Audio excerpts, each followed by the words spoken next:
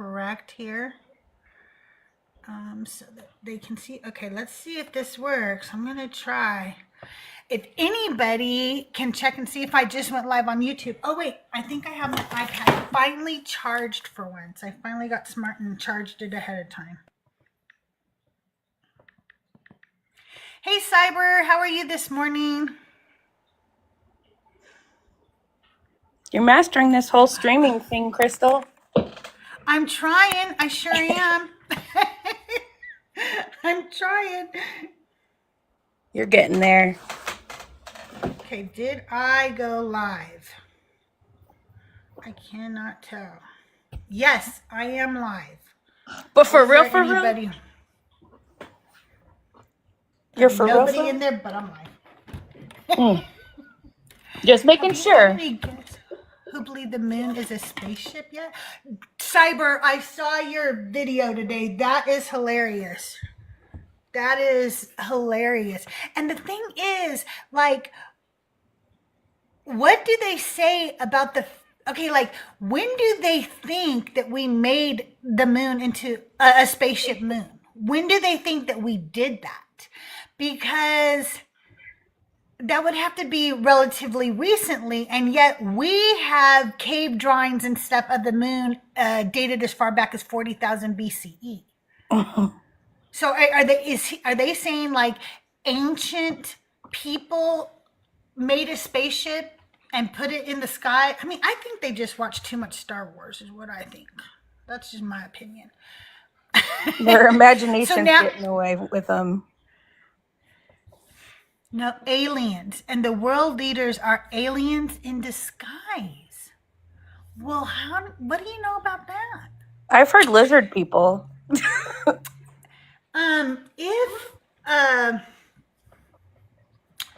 If our world leaders are aliens in disguise, they are really stupid, huh?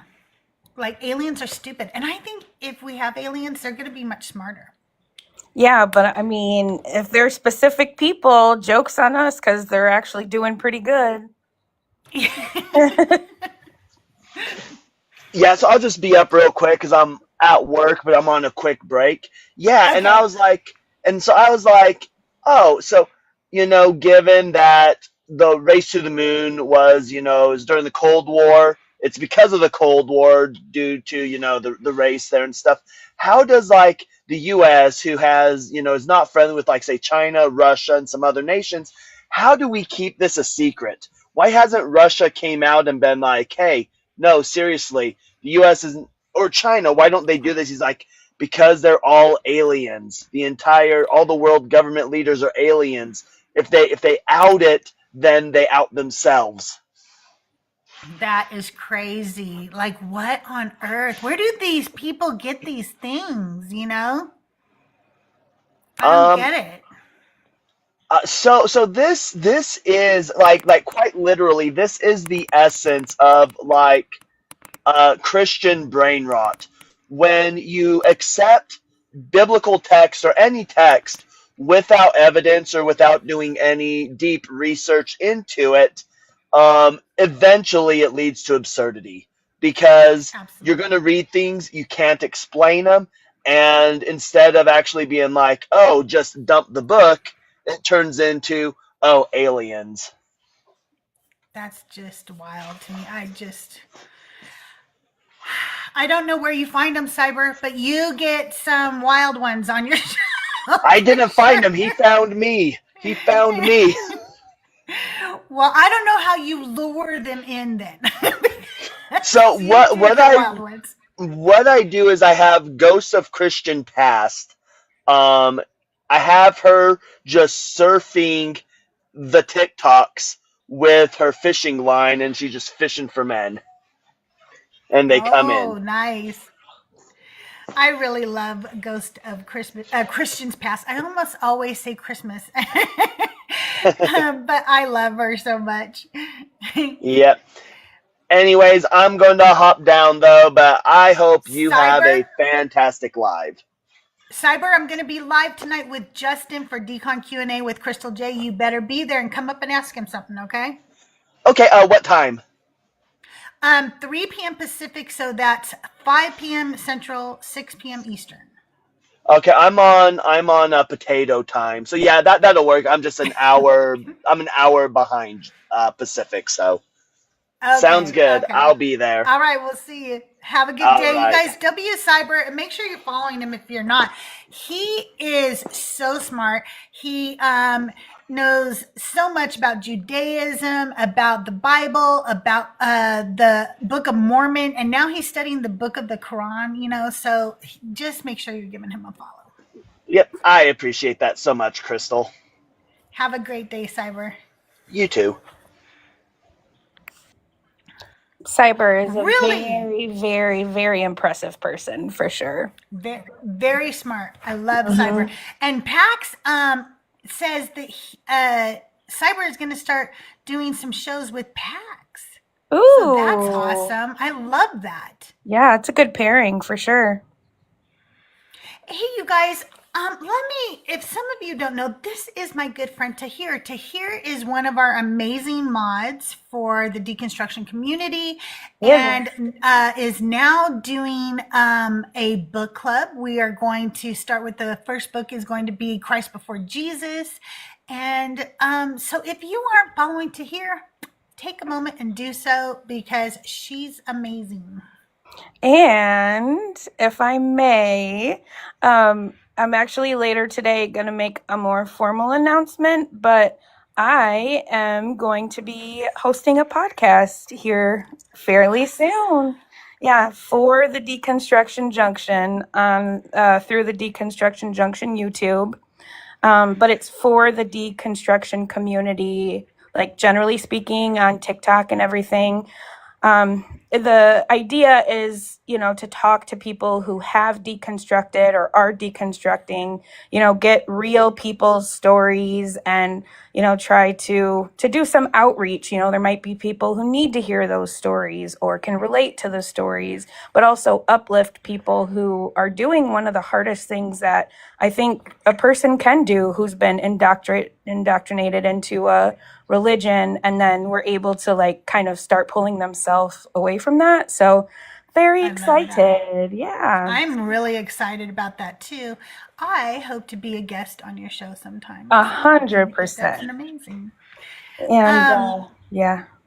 Go ahead. Yeah, I'm really excited about that. No, that was all I was gonna say. I'm really excited about it. I think it's gonna be really good. I think that it'll be cathartic for us who have deconstructed, and for those of who are deconstructing, it'll be really helpful. Yeah, that's We got kind our of first the goal. guest here. Hi. Hi, Jalen. Can I get your age for TikTok purposes? Yeah, of course. 23, and good afternoon to everyone. Good afternoon. Are you a Christian or a believer of the God of the Bible? Yes, I am. Follower of Christ. Awesome. What is your favorite Bible story? My personal favorite. Okay, I go Old Testament. In the Old Testament, my favorite story is the story of Moses, like just the story of Exodus in general, leading the people out of Egypt. That's personal What favorite of about mine. that makes it your favorite?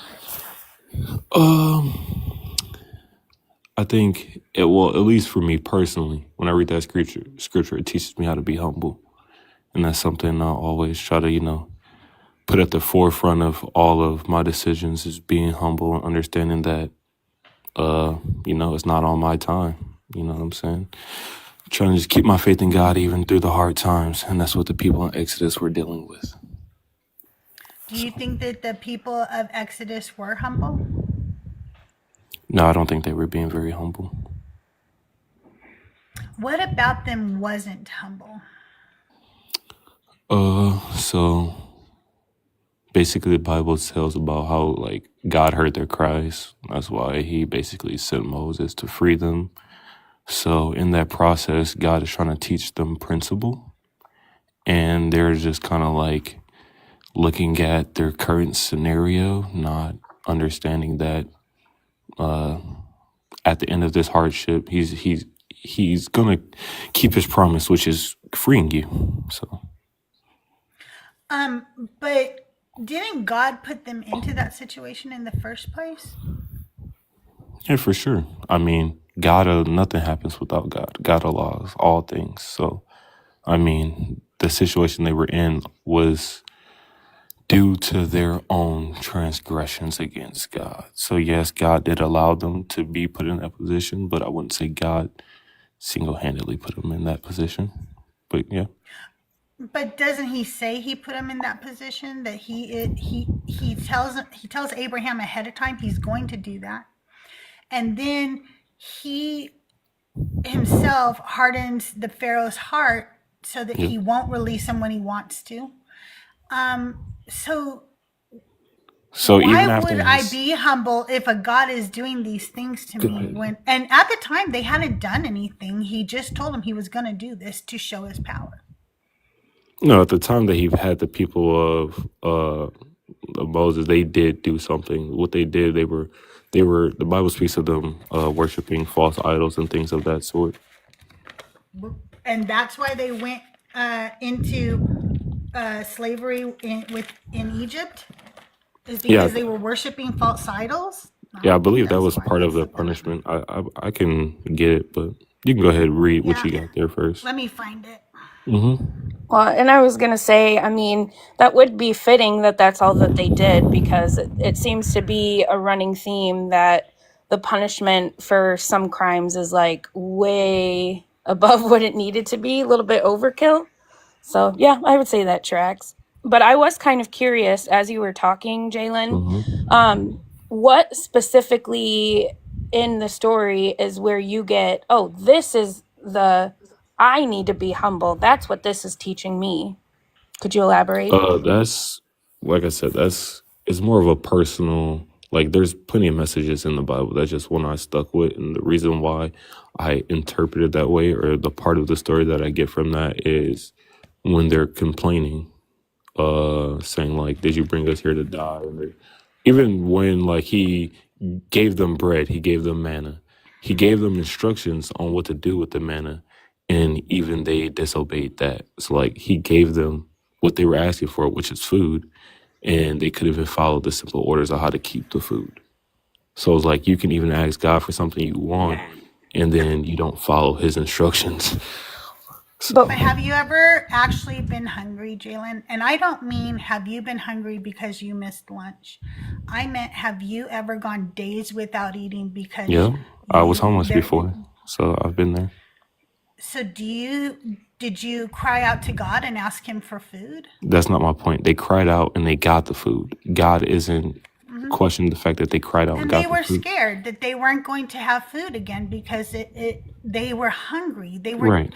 and when they were dehydrated, he was mean to them. He wasn't That's not nice to true. them. I But would let's say let's that's go in back this to case, because Exodus. just to answer what you just said, if someone rains down food from heaven that you're not familiar with because they haven't had this particular substance of manna before, so it's clearly something that the claim that it came from heaven is you would probably accept so because you've never seen this food before. So and you saw it get rained down from heaven or however the source it came about. But with you seeing that and the person leading you out, even with the water situation, you got water, you got food. So you being scared isn't really justified because Yes, it is. It's no, absolutely justified. yeah, I get Trauma what you is real. Fear is real. And that's our not the natural desire to survive is real. Those are and when those people natural disobeyed, things. what did he do? All that All they happened. did was complain because they were hungry and No, tired that's and not. It's not about the thirsty. complaining. I'm talking about when they kept the food. When he told them, "Don't keep the food until Right, morning," and they right, hid the food, and even all he right. did A was the few of food. them did that. Can I All of finish? them didn't. A And few of them exactly, did didn't. he punish everyone for that? No, the food just went No. spoiled, and he gave the command Yeah. again. So it's not like he was even like, "Oh, you kept the food when I didn't say so." Banished from the group. No, he just said, "Okay, I told you what to do. You disobeyed. So let's try this again in a different way." And he approached it again. So I mean, I just don't see That anything wrong with that. let's go back to Genesis, where God tells him that he's going to do this in the first place. In Genesis 15:13 and 14, then the Lord said to Abram, know this for certain, that your offspring shall be aliens in the land that is not theirs, and shall be enslaved and oppressed 400 years. But I will bring judgment on the nation that they serve, and afterward they shall come out with great possessions. Nowhere Okay. does God say that this is a punishment because of what they've done. It is Okay, just pause. Look. something he is doing to him. But No, that's wait, not what I'm it not says. done. Let Wait, look. excuse me. I'm I'm sorry. not done talking. I'm just Please don't asking you to interrupt me. restart. Please don't interrupt me. Please That's don't fine. interrupt. That's fine. The reason why God did this was he was revealing his foreknowledge and his sovereignty, Where does it say that? not Read the verse. because they were punishment. Can you read the verse one more time? Then the Lord said to Abram, know this for certain, that Okay, your let's pause offspring right there. shall... I want to break it down just little by little. So let's stop I there. don't He need you said to. I don't need you to mansplain to me. I it's know not. what know this for certain means. Okay, but does it say anywhere in there that he inflicted that on them? Or is he saying that's going to happen and I'm going to bring them out? Nowhere in that Oh no, verse does it he's say saying he. that he's doing it. Where Know does it this for say that certain, at? that your offspring shall be aliens in a land that is not theirs, and shall be enslaved and oppressed 400 years. But I will bring judgment on the nation that they serve, and afterward they shall come out with great possessions. Thank you. So where in that verse There's he's saying, nothing that they can do can I without him finish? doing it. Can I finish? God allows all. I never denied that. But him giving his foreknowledge of him knowing it is happening is not the same of God saying, I made them go into captivity. That is two separate things. He's telling you, oh, I know what's going to happen. And when this does happen, I'm going to lead them out. Nowhere in that scripture does it say, I'm going to force them into oppression or anything of that sort. I He's don't just telling you know. what's going to happen. You can read it again and again, and it doesn't change. The wording is very clear on what it's saying there. I think Okay, it's fascinating how we heard the same thing and your take is a lot different than mine, even personally, because what I heard is I'm going to use these people as a tool to be able to like attack these people, the Egyptians, but because I use them as a tool to get this done, they're going to leave with riches or belongings or whatever. Is That's it that, or is it more of him taking the situation that he knows is going to be bad, which is the people being oppressed, and turning that around for their good in the end? So it's more of him saying, "This is going to happen, and when this happens, I'm going to do so." It does not imply at all in that scripture. Even if you find me another one, I would be willing to agree if it implies so. But that scripture does not. That scripture just simply says that he knows what's going to happen.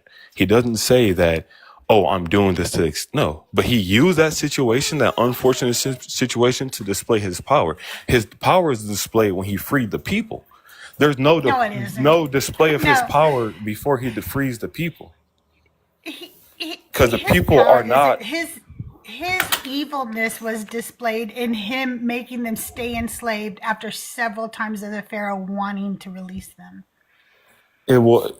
If you read the Bible in context, it wasn't him I making them. do. That I that read was it in at the. context. I'm about to finish. That was at the point they were already enslaved. Pharaoh, Right, I even know. at the, I got you, even at the end, when Pharaoh goes back to go, he feels like he made a wrong decision. His heart was not hardened at that point, and yet he still turned around to go chase the people down again. So it showed, even with his hardening of his heart at that time, God telling him to free the people it wasn't in his heart. He didn't want the people freed, and that was clear. The only reason why it says God hardened his heart is because he would have listened to like Moses because of the signs. Of course, he doesn't want his people to get destroyed, but it shows even after the people were freed, he went to go back and try to get those people again. So can you show me in the scripture when the Pharaoh goes back to chase after the people, that it shows that God hardened his heart in that moment? I'm sorry. I don't understand the question. What well, are you talking about? Let me bring it back.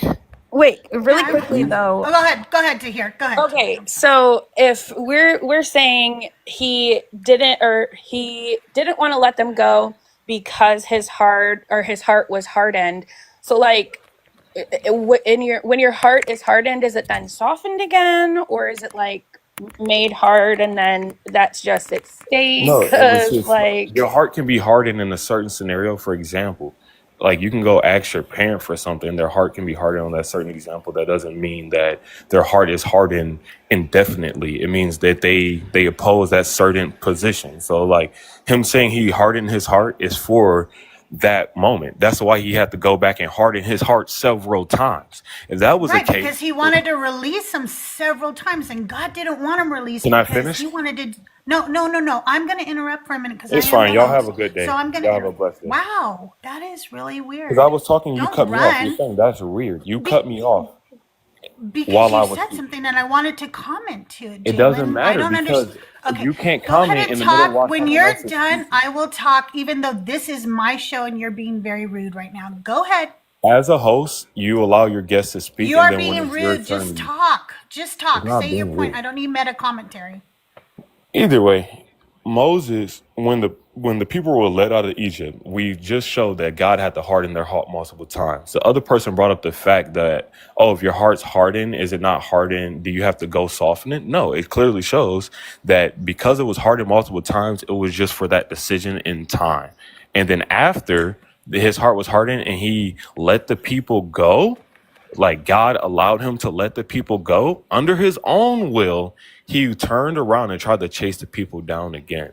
So That's what? like that shows that it wasn't just because of his hardened heart.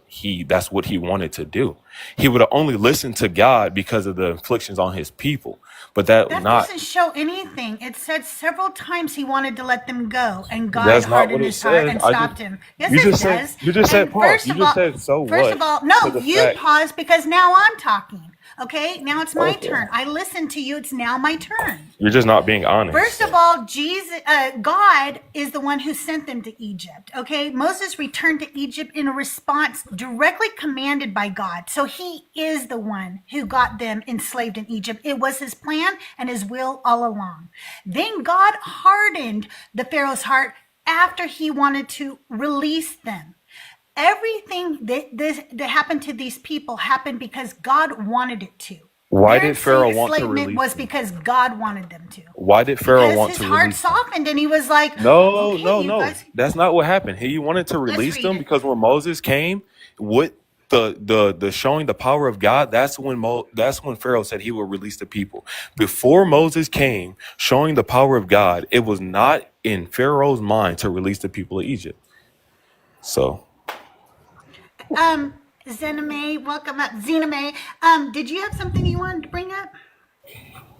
Well, I'm glad you brought me up here because, like, I talked to Jalen before, and not the brightest one in the bunch. However, I'm just confused because I'm reading Exodus 7 through 8, and I know of at least 2 times where Jesus in those scriptures, excuse me, not Jesus, God in those scriptures hardened Pharaoh's heart. In fact, I believe his heart, actually, it's more than 2 times, it's 7 times. We have Exodus 4, Exodus 7, yep. Exodus 9, Exodus 10.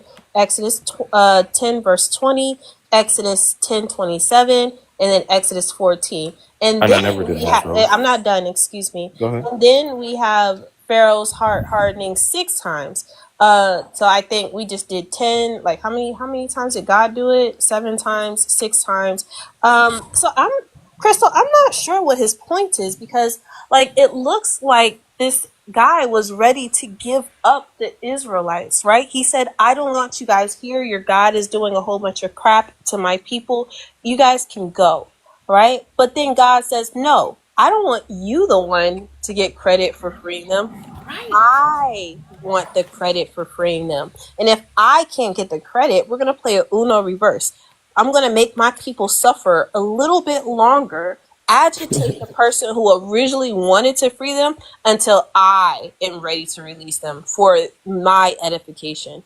I'm not sure if this is a hill to like die on here with this like takeaway. I'm Now, not sure.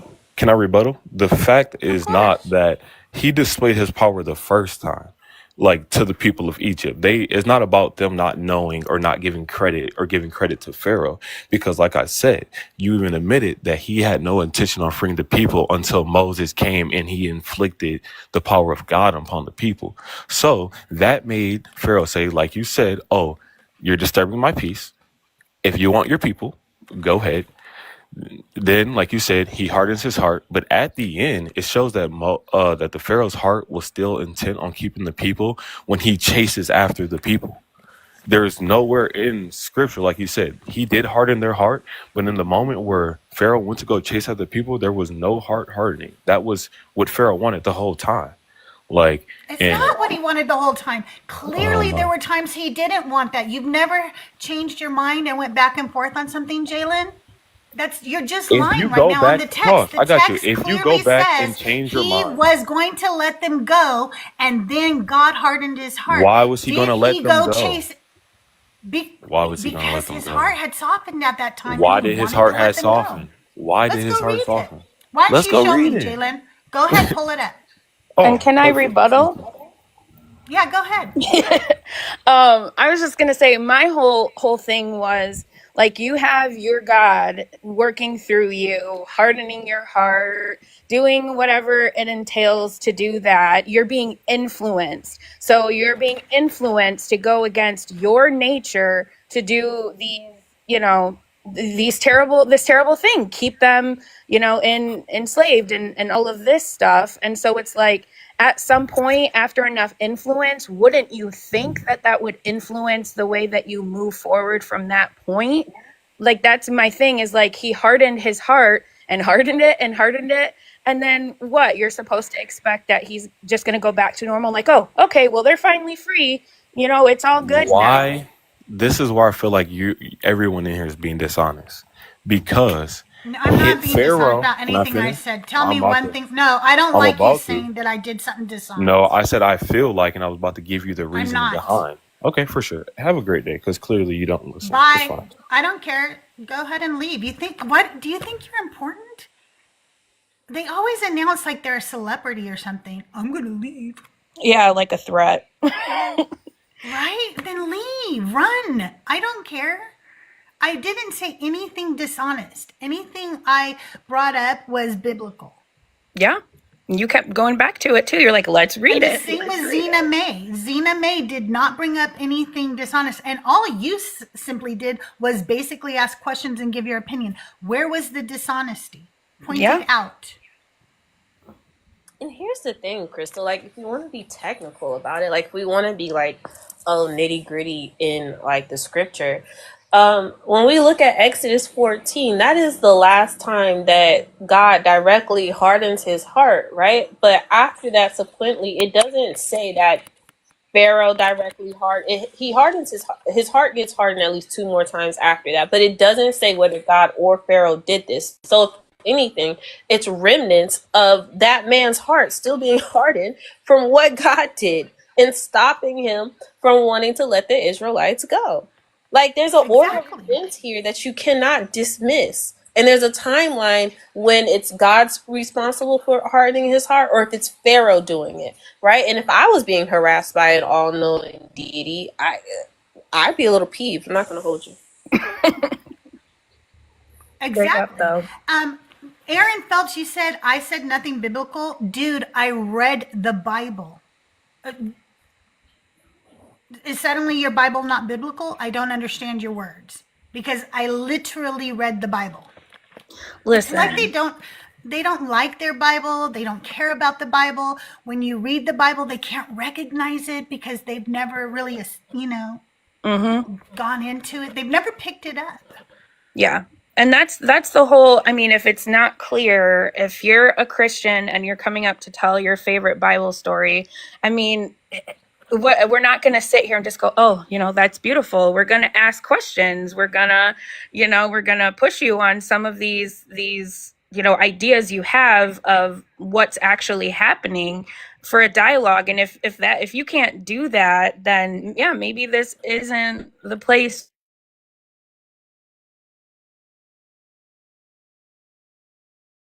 One up to me and say the Exodus is my favorite Bible story because it teaches me. What did he say about faith? Is that what he brought up? And being Um, humble.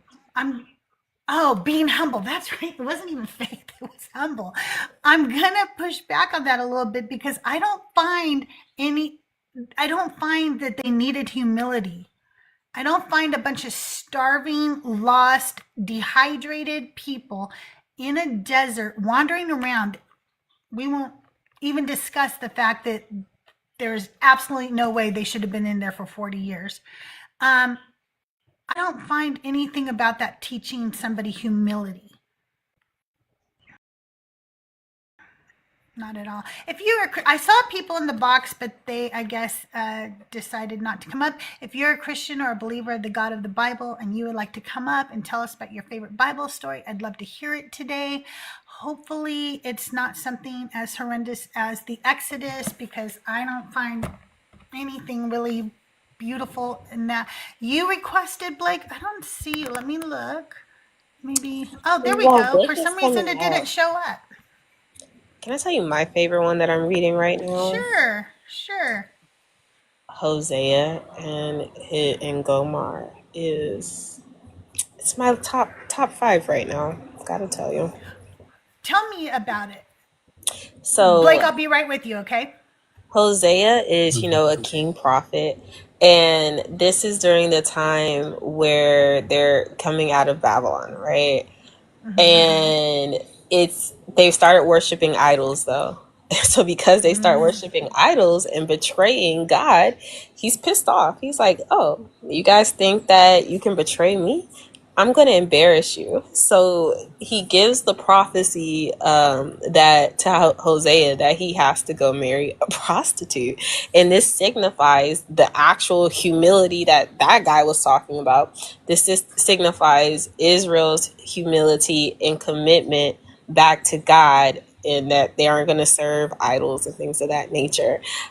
She was forced to be his wife, yes, but it was very interesting. But they describe her as a prostitute, so that's the only reason why I give her that label. But it was very disgusting and interesting how, she was basically just used as fodder. You know what I'm saying? Yes. And the prophecies within it is just really metal, very metal.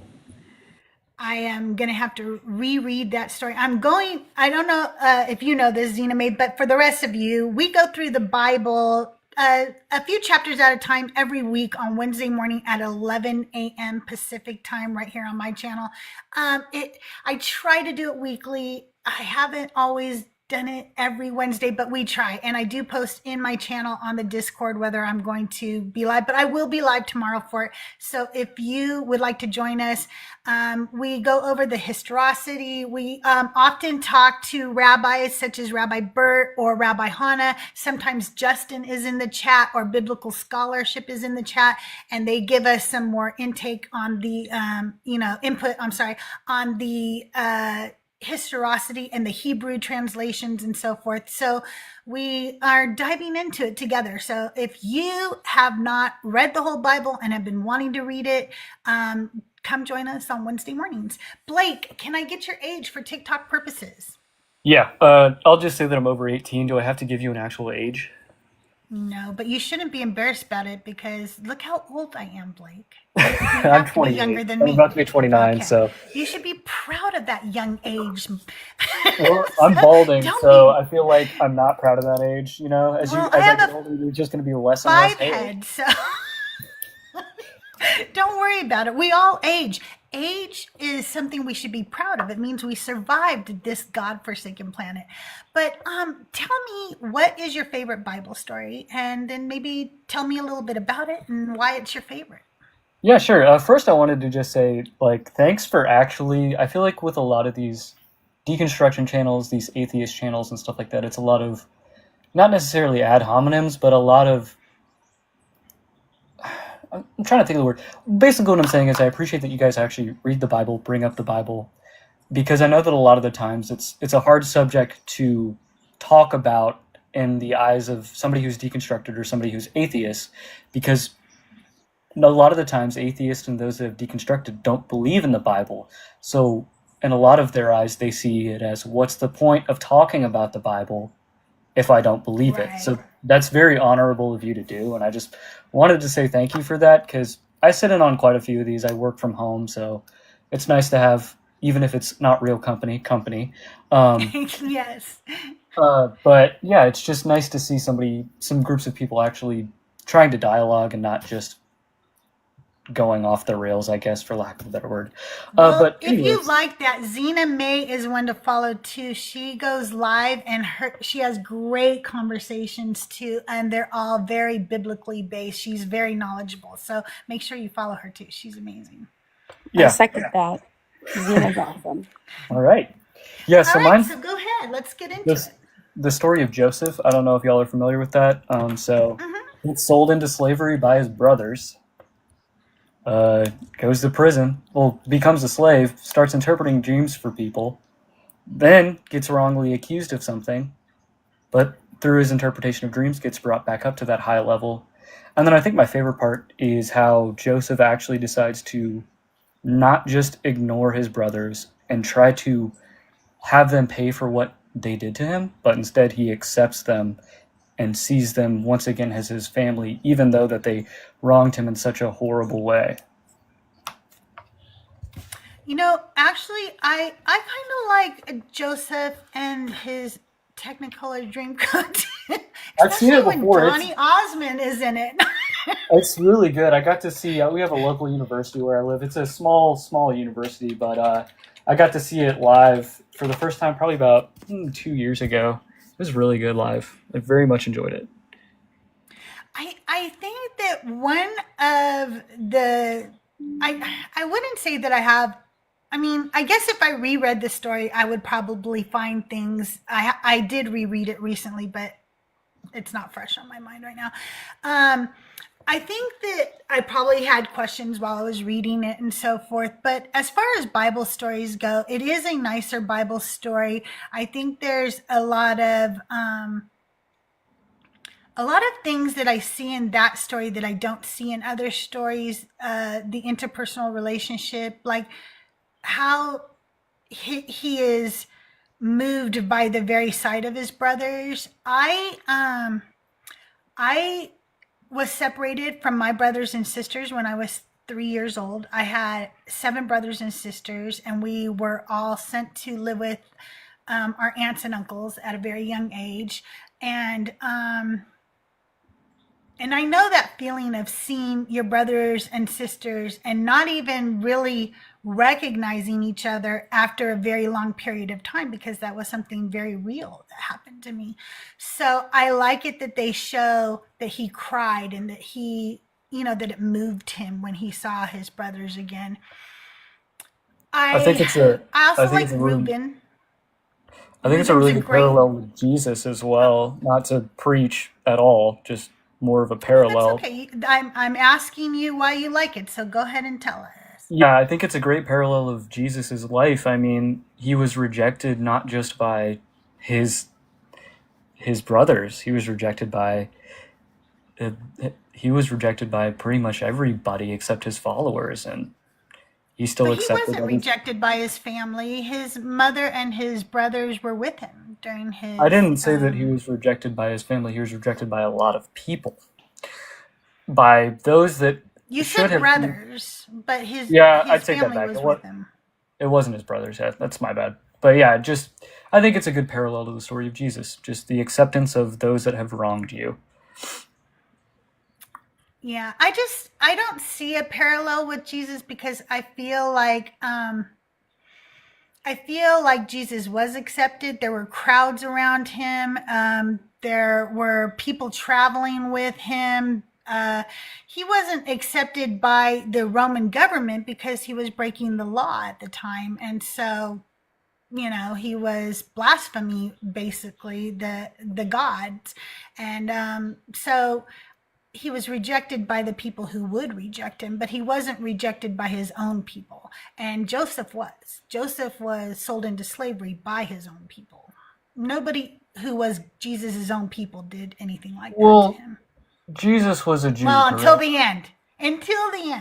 That's what I was speaking towards, was the end of his life. Where let's be fair about that. Judas didn't have a choice in what he did, and a spirit entered Judas and did what it did. And I think that that's just a horrible part of the story.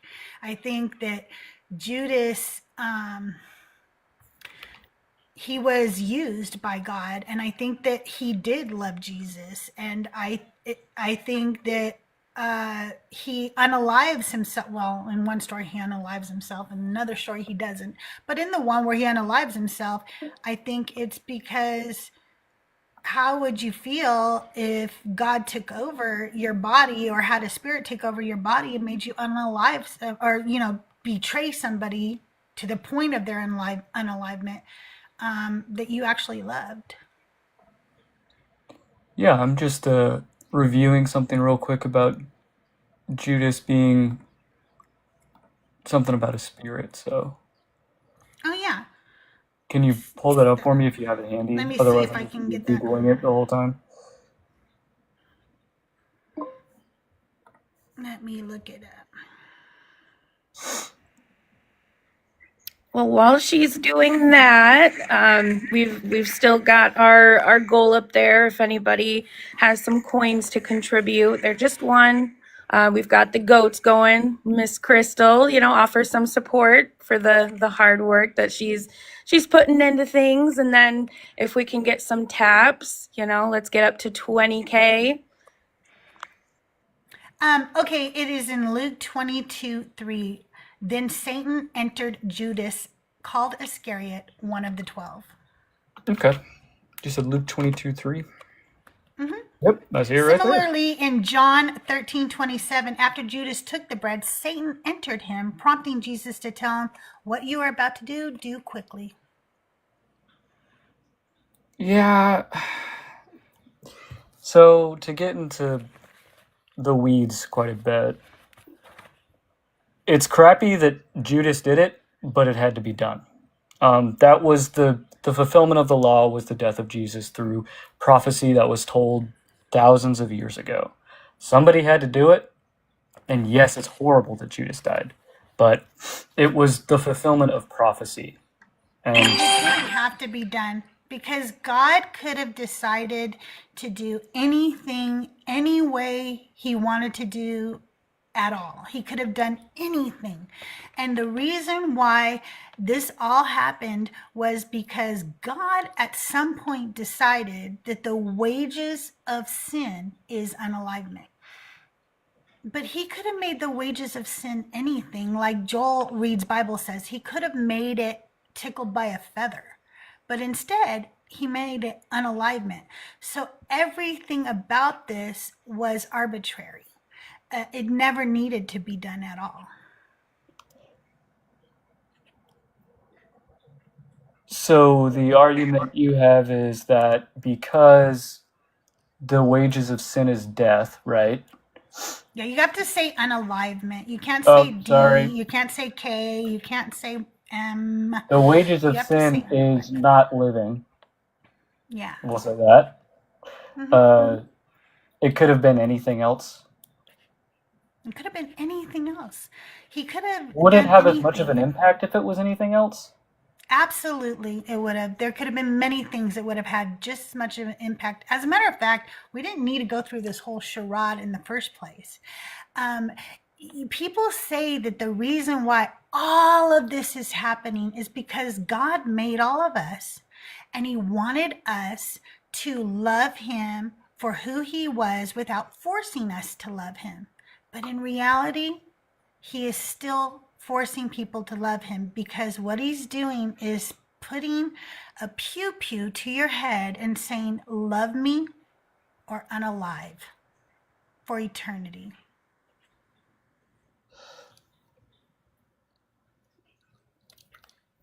It's an ultimatum, that's for sure.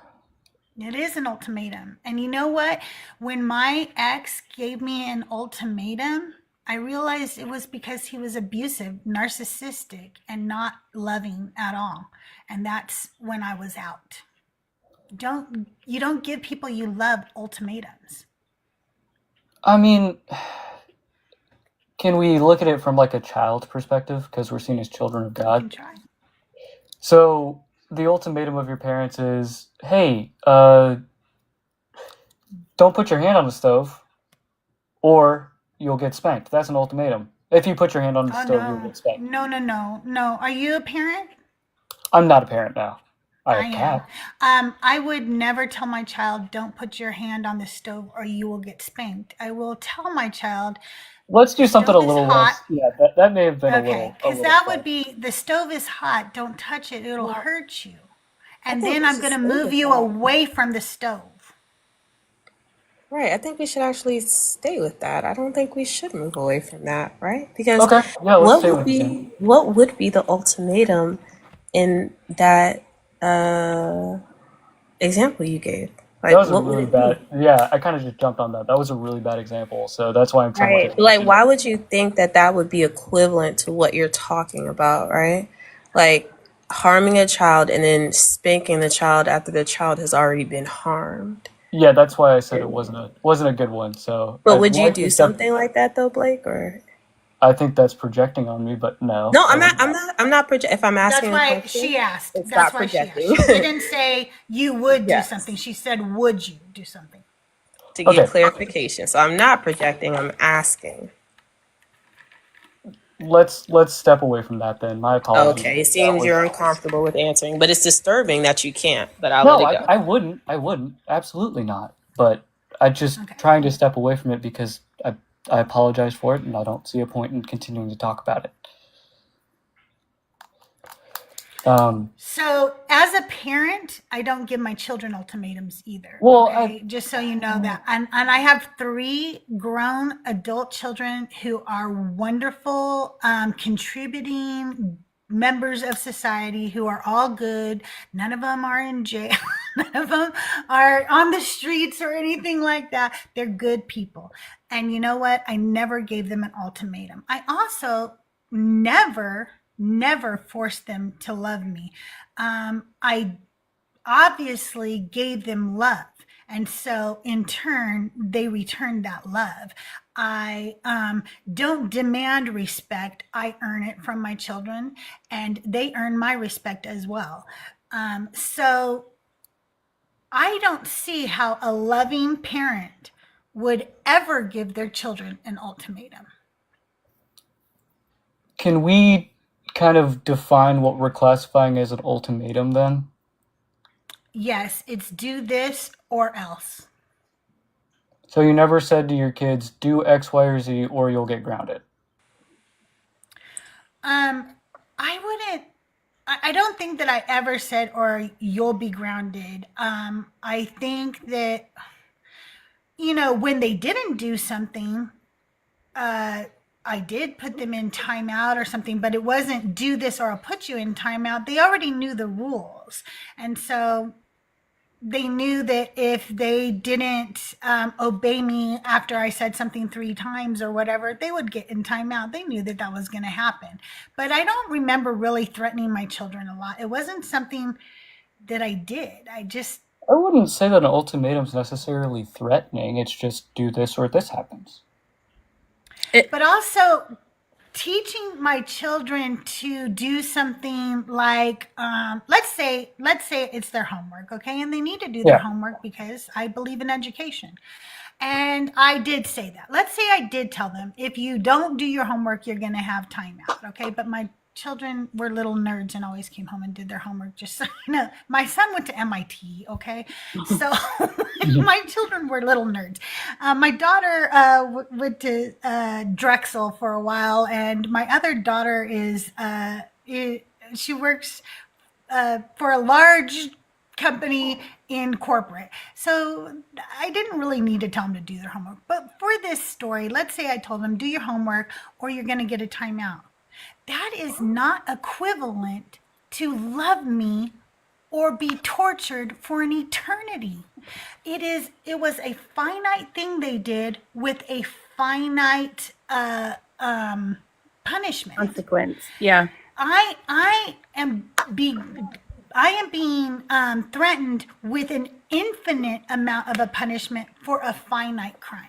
That's what I was going to say for me personally is we can talk all day about situations that may or may not be analogous, but at the end of the day, the stakes are a lot higher, compared to most of the situations that we could come up with. I mean, to say that it's not an ultimatum, I mean, to put it plainly, follow my rules, love me and only me, follow these instructions that I've laid before you, trust that I exist with what little flimsy evidence there is, and then maybe spend forever in like eternity in bliss with me in heaven. Or if you don't, then you're going to burn forever in hell, and you're going to miss the rapture, and all this terrible stuff is going to happen to you. Like, stakes are high, and that is absolutely an ultimatum. Now I do the want to question. address a couple. I'm sorry, Blake. Let me. I'll let you talk just one second. I just want to address a couple of things in chat. I never said to Blake, I did not ever punish my children. I think Blake will attest. I never said that. I said I didn't spank them, and I wouldn't spank them for touching the stove. I also want to reiterate that, yeah, I probably, after I talked to Blake, I said, yeah, I probably said stuff like, do your homework or you're going to get time. But I don't think it was homework because they always did their homework. So, but I never, ever spanked my children. That wasn't something we did in our home. So that was my point. And I admitted I gave them timeout. So I don't know why Chad is saying I said I don't punish my children. I said I didn't give them ultimatums. I got a question for you, Crystal. Chat, that's a weird thing for them to like cling on. If your child like comes up to you and they didn't do their homework, right? But they said, "Hey mom, I just need some more time," and you said, "Hey, I know that I asked you to have this done by 6 o'clock. It is now 6:15. Because I laid down the rule that you had to be done by 6 o'clock, I am now going to kick you out of my home." Is that an ultimatum that you would ever give to your children, Crystal? No. No, Never. right? No. And they have the ability to ask you, in real life situations, "Hey, can we modify this? I need more. You are amenable to the guide that you set forth, right?" And I think if I One can, second, Blake, butt please. in. Not 1 second, please.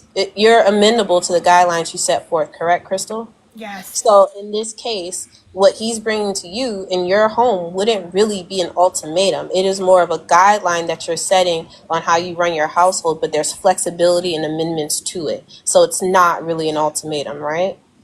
Absolutely. And I can give you an example of that. I really believe in education. I never got a higher education and I wanted one. It wasn't in the cards for me, financially or otherwise. And so I really pushed education on my children.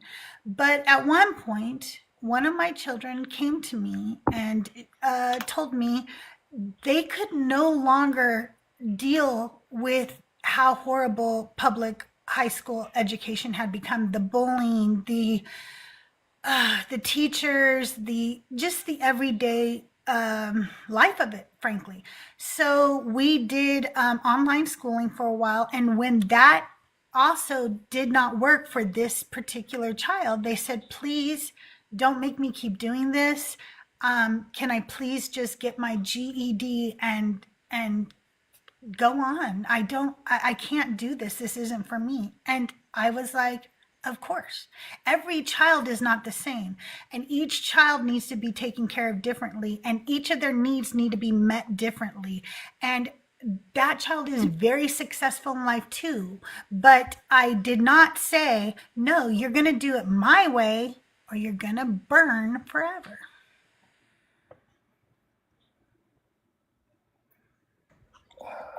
Yeah. And, it's kind of like you said, when you love someone, you don't, put an ultimatum on them. So like God being able to do it however he wanted, he could easily, okay, I'm going to talk through somebody, I'm going to set forward these rules and you can follow them if you want. If you do, here's this reward. If you don't, well, then you miss out. Because then there's that free will that we're supposed to have, right? We get to choose if we want to follow said rules and have that afterlife reward. And if we don't, we're not punished. We're not forced to suffer. We just miss out. That was our choice. So after then, that's our bad. Yeah, I think is it from the eye of y'all, it's seen as a punishment, right? You didn't believe, and so now you spend eternity without God. But Well, it, it's isn't not that just what without God. I mean, in Revelation it says we're going to burn. Revelation can be taken literally or non-literally? I think it's how you choose to read it. A lot of it's metaphorical and pie in the sky. So I won't testify because I've never been there, whether hell or not's like that. But I can tell you it's without God. How can God be omnipresent, but we can be without him? How is that How even can he be possible? omnipresent and be without him? Yeah, you It's can't not be an omnipresent God and then be without God for an eternity. so. You're saying when you go down there. I don't know if I could use that word. He double hockey sticks. I feel like I can. I don't know if TikTok gets mad at that. Without God, I think he's chosen to limit his power in hell to say, you wanted to live without me in life, and so unfortunately God I have to can't do it. limit his power. You can't be all power and limit your power, because then you would not be all powerful. Now we're talking about planes that we don't know of. We're talking about heaven and hell, and we don't know how God works in those places. That's outside of our understanding entirely. So I think trying to apply a human knowledge to something like heaven and hell is like trying to chase your tail for the rest of your life. No, that's why we have to go by what the Bible says. Nowhere in the Bible does it say that hell is separation from God. It talks about how it's suffering. It talks about gnashing of teeth. It talks about burning. So we have to go by what the scripture tells us instead of putting our own twist on it. Yeah, I was reading Second Thessalonians, and it says the wicked will suffer eternal destruction away from the presence of the Lord. Oh, I'm confused. Why would you say that it's not what it says in the Bible? That's something I never understood, Blake. If you could help me understand, maybe sidebar one day, but it says it right here. Revelation 20:14 says the second death, the lake of fire, is an eternal separation from God. Oh, yeah, that's where it is. I'm sorry. I think I said Revelation earlier, but you're right. It's Second Thessalonians. Yeah, no, you're right. It both Does refer it talk it. about it in Revelation too? Yeah, it said Revelation 20:14 through 15. The second death, the lake of fire, is an eternal separation from God. Whereas Thessalonians is just saying the wicked will suffer eternal destruction away from the presence of the Lord. So it's giving you quite literally the description of what will take place when you have separation. And it's not just, oh, I'm gone. And it's not, you Well, know, because without God being there, you're not going to have any good. God is good, and if there's well, no we know God, that there's no that's not good. accurate, Blake, right? Because I don't have God right now and I'm perfectly fine. What are we But talking God about? created this. Well, hold on. God created this world. It's good. You're living in a good world that he created. That's the gift that he's given you, is this Well, life. that's pretty subjective, Blake. I'm not sure if you live in the same America or country or globe that I do, but I'm pretty sure last year one of the oldest churches in Palestine were shmomed. I don't think that's a good description of the globe right now in its state. But then again, I could say that you're just kind of looking into your own community and your own No, biases. And no, if no, you no, were no, able to no. get a loan, You think I don't I'm so recognize sorry, that? Blake. I apologize. I was still talking. Like if you were able to go get a loan and you were approved of it, then you would say, hey, this is a good thing. God loves me. But if your neighbor had just been kicked out of their house, they may not feel the same. And I recognize that there is significant suffering in this world. Do not get me wrong. I read the news every day, and my heart aches and is just torn apart by the things that I read. But at its core, I recognize the world as being a beautiful creation. That does not mean that everything is perfect in it. Because of this so-called free will that we have, the things of this world that are suffering, pain, death, anything like that, is sometimes because of our own doing, right? Illness? Sickness? What about those things? Those things, yes, those things I have to contend with every single day. My wife is terminally ill, and you don't So think that sorry to hear that. well, thank you, but Yeah, thank you. If you don't think that I recognize that there is suffering in this world and the suffering sucks, that's a whole nother thing. But what I'm trying to Well, say, wait, 1 second. I apologize. You're blaming me. You're putting something on me that I did not do. I don't. I'm not acknowledging that you don't believe there's suffering. That wasn't the premise. You said that the earth is good, the world is good, and I asked you how, and now you're naming to me all the ways that it's not good. I'm not sure if you're picking that up, do but you want that's me not to naming explain those the things in the things. world that are good to you? Well, no, you've already, if you've told me what's bad, how are you going to make me filter the water when you've already muddied it? That doesn't really make a lot of sense. Well, I can go into the things in the world that are good. Well, you know what, Blake? No, thank you. But here's what I think about what's harmful versus what is helpful, right? Is it helpful to be an all-knowing, all-powerful, omnibenevolent God, right? All good God, and still allow evil to perpetrate in this world? I don't think that creates a good environment for anybody to flourish in, as you have given some personal, and I'm so sorry, for what you're going through, and anecdotal thoughts, and you've also given a global perspective, and I do agree with you. So what rebuttal would you give me to prove that the world is good? And you just gave me a couple that proves that it's not. And we know that Isaiah says, I, the Lord, create good and evil. I, the Lord, do all these things. So we can blame it directly on the creator. So I'm confused. Share your thoughts with me. Yeah, so I think the things that we can classify as good are more paramount, and not to make a list of, hey, let's make a list of what's good and what's bad, because that's going to get us nowhere. Who knows? I could end up losing this argument by having one more thing that's bad than good, and so there you go. You caught me in a trap. So what I'll say instead is, I think that at its core, the fact that we are able to breathe and wake up every morning is a gift, and that is a good thing. The fact that we can breathe air every morning is a good thing. And I think that we as Christians hold on to those things as hope. Whereas the things that are of this world that are not good, we recognize that this does suck and there's no way around this. And that's the hardest part about being, in my opinion, a person of faith, is trying to reconcile the bad with the good.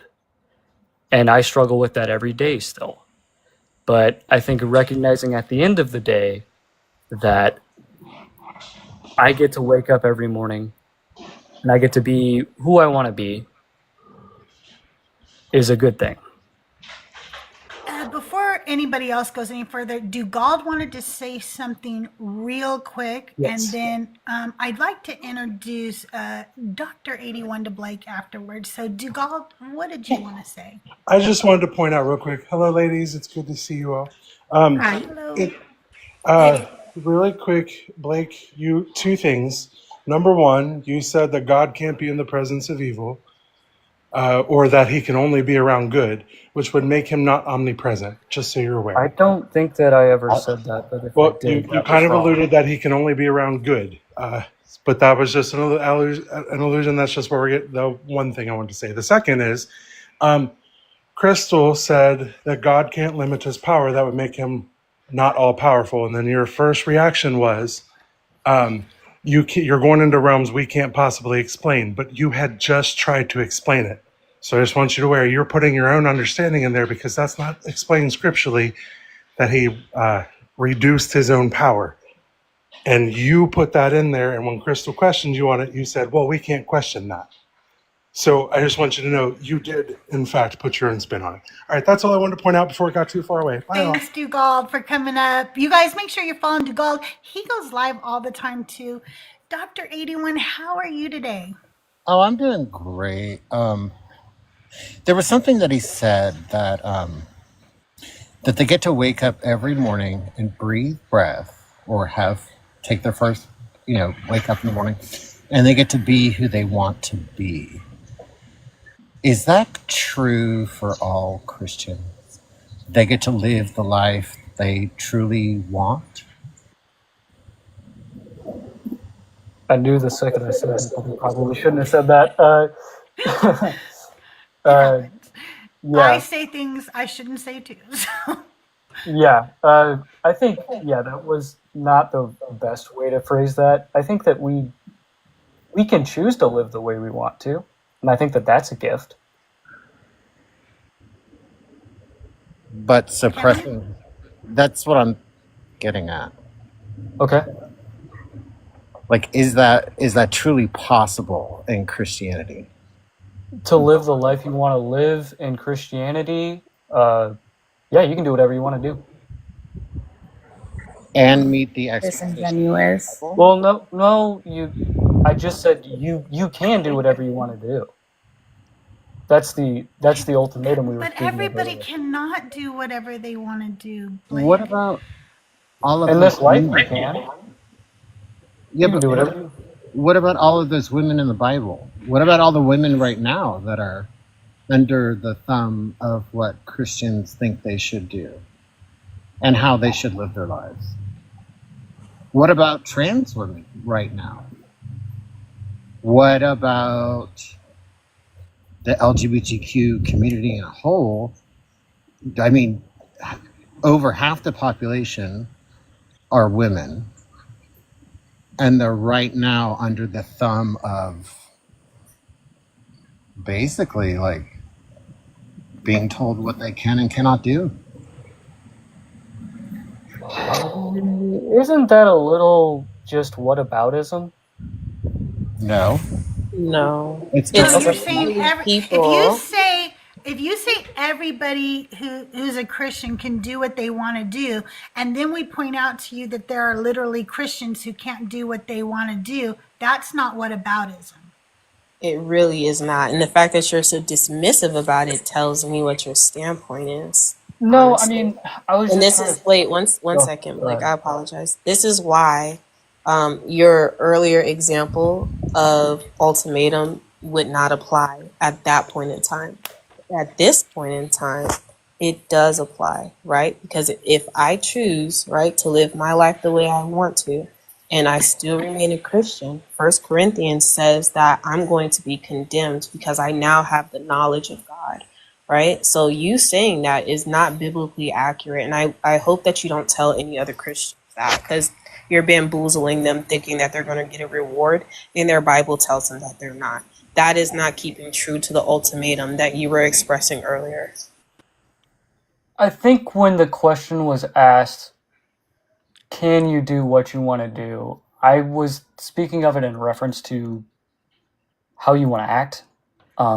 Everyone, it doesn't matter if you're Christian, Jewish, agnostic, atheist, Buddhist, Zoroastrian. In this life, you can do whatever you want to do. Not Now, according to the Bible. Well, and I was going to say, and the thing is, though, is you can have those things and do those things and be those things without God, without the Bible, and, to kind of bring it back a little bit, like who I am as a person, who I was created to be, however that came about. In order for me to be the Christian that the Bible tells me I should be, would mean I would have to change my nature into being a subservient, quiet woman, which I am not. I would have to suppress my, sexuality, which, I'm currently married to a woman. So that would be pretty hard. And there's just like a list of things that I would have to do and be in order to be, the Christian that I'm supposed to be. And I think that means it's pretty unfair to say you can be whatever you want to be or, do whatever you want to do, because the Bible is mostly a list of things that you cannot and shouldn't do.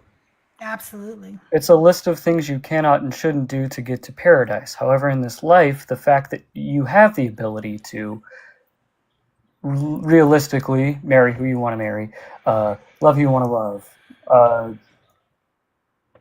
believe what you want to believe, that's the gift of this life as well. hang on one second. I have something to say that, but Ria, did you have something you wanted to add? Oh no. Hi. Hey, Krista, how are you? Hey, sister. Um, I wanted to actually comment on like the not like being able to do whatever you want thing. Like even as a Christian, is he saying that you would still be accepted in paradise as like a gay person? Well, yeah, absolutely. You can be accepted into heaven as a gay person. Right, and like where is that acceptance in the Bible? If you accept Jesus into your heart and confess that he is Lord, you will be saved. Yeah, but you're still like going against the laws of God though. I go against the laws of God every single day. Right. But if you were not to, if you didn't ask for forgiveness, you wouldn't be going to paradise, right? As for forgiveness, I think we're getting into the idea of how you're saved, and that's a whole nother can of worms. No, not really. I'm just asking, like, when you commit a sin, like, is that now, like, you don't have any, like, you don't pray to God to forgive you and then, try to do better? Isn't that the whole idea of Jesus's grace? I sure hope that I can stop sinning and I didn't ask that. ask for forgiveness every day for what I do, but I'm going to miss some things. Yeah, that's what I was asking. So you ask for forgiveness, like when you do something wrong? I try to. If I recognize it as something wrong, then I try to ask for forgiveness, yes. Okay, and you would be wanting to turn away from said thing, correct? I'd hope so. Right. So, but if you didn't do that and you didn't try to be better and, ask for forgiveness from Jesus or from God, would you be in paradise? Well, good thing Jesus isn't interested in us being better. He's interested in us loving him. Because Yeah, I'm saying like while you're loving him, if you were to not atone for your sins, if you were not to turn back from your sins, would you be in paradise? I would say yes, because no matter what we do, we're going to sin. I'm going to get angry at someone, and I'm going to think some horrible things about them. I'm going to say that, I don't know, I hope that something bad happens to them, and that in itself is a sin. Let's say I forget that. That leaves my mind that I even did that. I didn't ask for forgiveness for it. About the forgotten ones. I'm asking about the things that you remember and you acknowledge that you've done wrong and you don't ask for forgiveness for those things. I don't know why you think I would be asking about the ones you forgot. Okay. Yeah. I don't know. Honestly. I'm not going to lie to you. I don't know. Right. So the reason why I was asking you that is you can say, oh, you can be whatever you want, but at the end of the day, you still have the belief that these people have to, quote unquote, turn away from their lifestyles, quote unquote lifestyles, or their, what they're doing with their lives so they can make it to paradise, right? Like it's not something that's accepted up there, right? Or even in this life, it's a sin. So like you can say, oh, you can be whatever you want, but your book doesn't support that. If you want the eternal gift, it doesn't support that. So why would you speak on it? And I don't understand. Because I was asked about it. But you're giving misinformation though.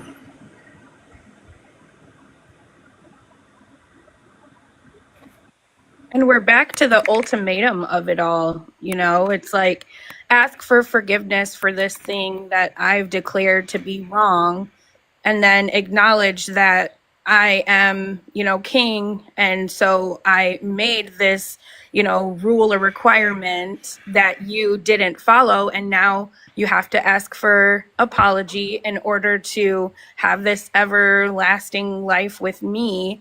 Like that that doesn't really seem fair, and it doesn't seem like it's coming from a loving God personally. And that part where like, the idea is that they can continue to sin and blah, blah, blah, blah, right? Jesus doesn't even support that. In first, like the New Testament, because I feel like that's where they reside, does not support that. This 1 John 3:6 says, "No one who abides in him keeps on sinning. No one who keeps on sinning has either seen him or known him." Like, the idea that you guys feel like you can continue to sin and still make it to paradise, the book doesn't support that. I just want to add before I drop that this is the problem with Christianity. The problem that exists in Christianity is that it forces an ideal upon the population, and you're making it sound like anyone can choose what they want, when we're watching in real time that that's just not true. That Christianity is the epicenter of where what is happening right now in our country, and what has continued for hundreds of years to degrade people, to dehumanize people. It still continues. And the epicenter of all of this comes from Abrahamic religions. And I'm not just saying Christianity. It started before that, but it is the epicenter of where we are today. Absolutely. Dr. 81, thank you for coming up. I'm going to go ahead and drop you down. I'm going to bring somebody else up who's been waiting to ask a question too. So give me just 1 second. Thunderhertz was next. If he connects. There we go. Yeah, I'm here. Hey, Thunder, how are you? I'm doing all right. I'm just wrapping up some paperwork at work right now. All right. Well, did you have a question or a comment that you wanted to add? I did when I requested, and that question has eluded me at this point because I have been waiting for Yeah, for a I minute. know. The squirrels ran off with that thought. Okay, I'm going to drop you back down and bring Yeah. up somebody else. But if you have another question, request again. Thank you for Yeah, being go right here. ahead. Yep. I have Fat Jesus waiting to ask a question too.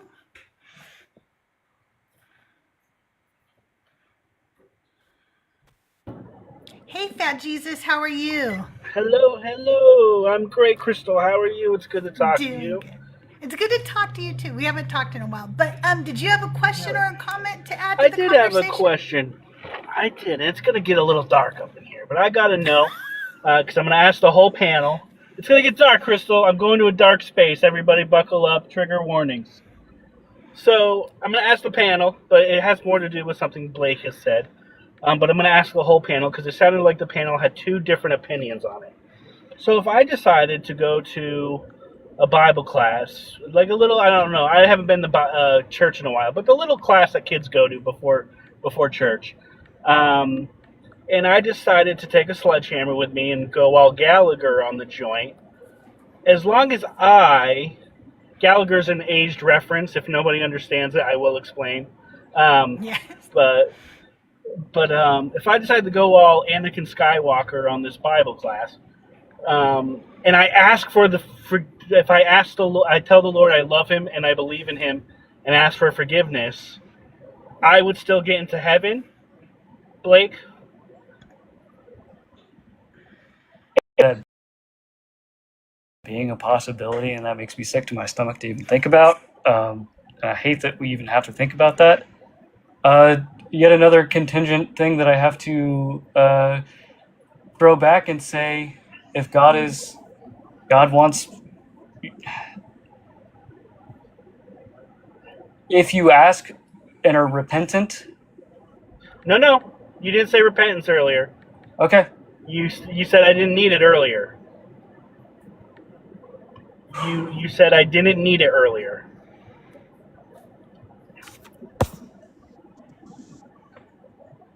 And that's where I'm going with this, because the way you said it, after I took my shower and wiped all this sticky blood off me, I would pray to God and say, Lord Jesus, I love you in your mighty name. I ask for your forgiveness. I would get that forgiveness, and then I could wake up all bright-eyed and bushy-tailed and find another church to go do it to. And I could keep doing that from what I understood from what you were saying, and that just doesn't seem like a very fair system to me, or a And good it one. also just doesn't align with First John as Rhea read. It just doesn't. First John is very clear that if you are a Christian, well, if you read First John Anybody, 3, you're it anybody. says you can't sin if you're a Christian, and if you do sin, you didn't ever know Jesus in the first place. Oh, now I know I can't get into heaven. I No, should have never done that. no, you Well, shouldn't have. live and let live. I'll drop down. Thank you for having me in. Thanks for coming up, Fat Jesus. I appreciate you. I think I have. I Let me was check gonna something real jump quick. into. Kevin, if you're still here you're in the guest box, let me know if you're a Christian and if you're over 18 or a believer of the God of the Bible. Go ahead, Tahir. But it is a good point, Fat Jesus, and I've even said this recently, and because I'm coming from, like, I so appreciate, Rhea and you, Crystal, and Zena, like the people who have actually read, if not all of it, a majority of it, and multiple times in some cases, because like that's not where I'm coming from. I'm coming from like a indoctrination to where you're kind of like born into it, and then these are the certain ideas that are handed down. And so like my side of things, I've always been taught like whatever you do, however you sin, at the end of the day, as long as you ask for forgiveness, you acknowledge that, God is Lord or whatever, then, you're good to go. You can get into, heaven. But one of the things that I've kind of heard that's really stuck out to me since, like I joined the deconstruction community is the premise that, okay, so you live your life as a good person, a moral person, you follow what's in the Bible or you don't. Either way, your sins and your transgressions are not among the worst that they could possibly be. Commandments, follow those, all of that. When it's all said and done, you do what you're supposed to, you're good, you get into heaven. But then you have somebody like, I don't even know if I can say his name, JD, Schmammer, if you know who I'm trying to imply, somebody like that, or, somebody who does horrific things, terrible things their whole life. And then in prison, they decide, well, now I'm going to find religion. And then, when their time comes, they do that same thing. They ask for forgiveness. They acknowledge that, God is their God. And then what? They get a seat in heaven too. So you're sitting there, you never did, a truly horrific or horrible thing your whole life, and now you have to share this afterlife with someone who did terrible, horrible things. Like, You know what? Now that you bring it up, it's even kind of worse than that, because it's not only that, let's say you and I and Zena and Rhea, we haven't done terrible things, but when we have done something wrong, we've taken accountability for it to the actual people that we have harmed. We've apologized to them and made it right with them, okay? And all Christians have to do is say they're sorry to God. They never actually have to go and do anything to make it right. I don't think that's entirely true. I think that as Christians, we should desire to reconcile ourselves with people as well. You should desire that, but you don't have to do it. Well, technically, That goes back they to my don't. earlier. The thing is because they don't read their Bible, but Jesus does say. The other day, Thinker showed me this verse. Jesus does say that you have to atone to the person first before you come in. Oh, it does. Yeah, Because none of the Christians seem they to. don't read. Yeah. They always just say they have to ask God for forgiveness. And that's all they need to do. Do you think that's kind of generalizing a whole group of people into like a couple of actions? No, that's reading the Bible and know how you're supposed to come to salvation and what you should or should not do. So, Yeah, no. but we were saying that Christians only have to ask When I God. generalize, Blake, it's because I talk to Christians every day. So I do generalize Christians quite a bit. It's true. I will also generalize atheists, and atheists are not a monolith. I will generalize a lot of group of people. I will generalize Muslims and so forth too, because there are some basic truths that you all hold to. Do I realize that Christians are not a monolith? Absolutely. There's 45,000 different denominations. That alone shows me you're not a monolith. But because of the conversations I have on a daily with Christians, I do see repetitive behavior. Okay. I am going to go ahead and thank you for coming up, but we have somebody else waiting, and I hope you'll come back. You've been very pleasant to talk to. I appreciate the conversation. I just want to let Kevin's been waiting for a while in the guest request, and I want to give him a chance to come up and tell us his favorite Bible story as well. Okay? Yeah, can I just say one more quick thing and then I'll hop Sure, on? go right ahead. And it's not me preaching or anything, it's just an That's okay. observation Go that ahead. I've had. And this is just an observation. This is the first time I've watched this. Is I think it would be useful, just in my perspective, and take it and throw it away if you need to. If you have more, because it seems like a lot of the co-hosts or whatever, it seems like it would be more useful to have more differing opinions instead of, in my eyes, it was kind of like all the questions were coming at me, so I didn't have the opportunity to ask my questions, you know? Oh, if you want to ask some questions, I can No, give you time it's now. fine, because I gotta hop off anyways. I can't be on this Okay. live anymore. I got a meeting in like But 5 minutes. yeah, we do try to let you guys have as much time as you need to ask questions too. I didn't know you had questions that weren't being asked, so but we do try to have it a back and forth. Yeah, and I trust that you guys do. That was my observation of what happened. But y'all have a great rest of your day, and thank you Have for a good day, You Blake. too, Blake. Thank you. Bye. All right, let's bring up Kevin. Rhea, if you want to stay up, you can. Zena, you can stay up as well if you like.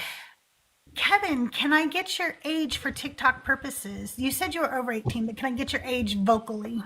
Yeah, I'm 46. All right, nice to meet you. Can I get your favorite Bible story? My favorite Bible story would be the story of the woman in Luke chapter 7 who breaks the alabaster jar of oil at Jesus' feet, being a sinful woman. I can relate to that. My life story, I did not grow up in a Christian home. I didn't even hear really about Jesus until 18 to 20 years old. It was kind of a rough beginning, I'll say. I heard, rejected multiple times. Eventually, I got to a point where I decided to go to a picnic that a friend was inviting me to in a church function type deal. Went to it, met the pastor. That's kind of how this journey began with me. But I'm going to be candid. It only lasted about 4 years roughly, and until I was right back into the old life that I had supposedly come out of. And then for the next 17 years of my life, it just was a downward spiral. I mean, if you were to ask me, like at a doctor's office, what's your religious affiliation, I would say Christian, but it was a lie. The lifestyle that I was living was anything but a Christian lifestyle. And so, go ahead. Well, You if I have to say could something. take a look at the story, is that okay? Sure, Where did you absolutely. like it? Was it Matthew, Mark, or John? Which I one? think it's Luke. I think it's Luke chapter 7, if I remember correctly. I'm driving right I now. found it in Luke. I found it in Matt. Don't say that word. You can't be doing that. So don't say that again. And is it in Luke? Because I only find it in Matthew, Mark, and John. Let me see here. Hold on. I think I can multitask. Luke 7:36. I'm hearing from chat, so let me look. All right. And then Mark 14. Yeah, I found it in Matthew, Mark, and John. Okay. 7, she said 26. Yeah, verse 36. Yeah. Oh, 36? Yep. Okay. Okay. So I'm reading from a horrible version of the Bible, the New American Standard. I can read it from the New Revised Standard in a minute if you guys want me to. But this was the Bible that was on hand at the moment.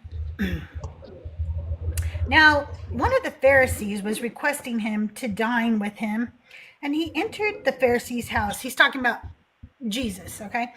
And reclined at the table. And behold, there was a woman in the city who was a sinner.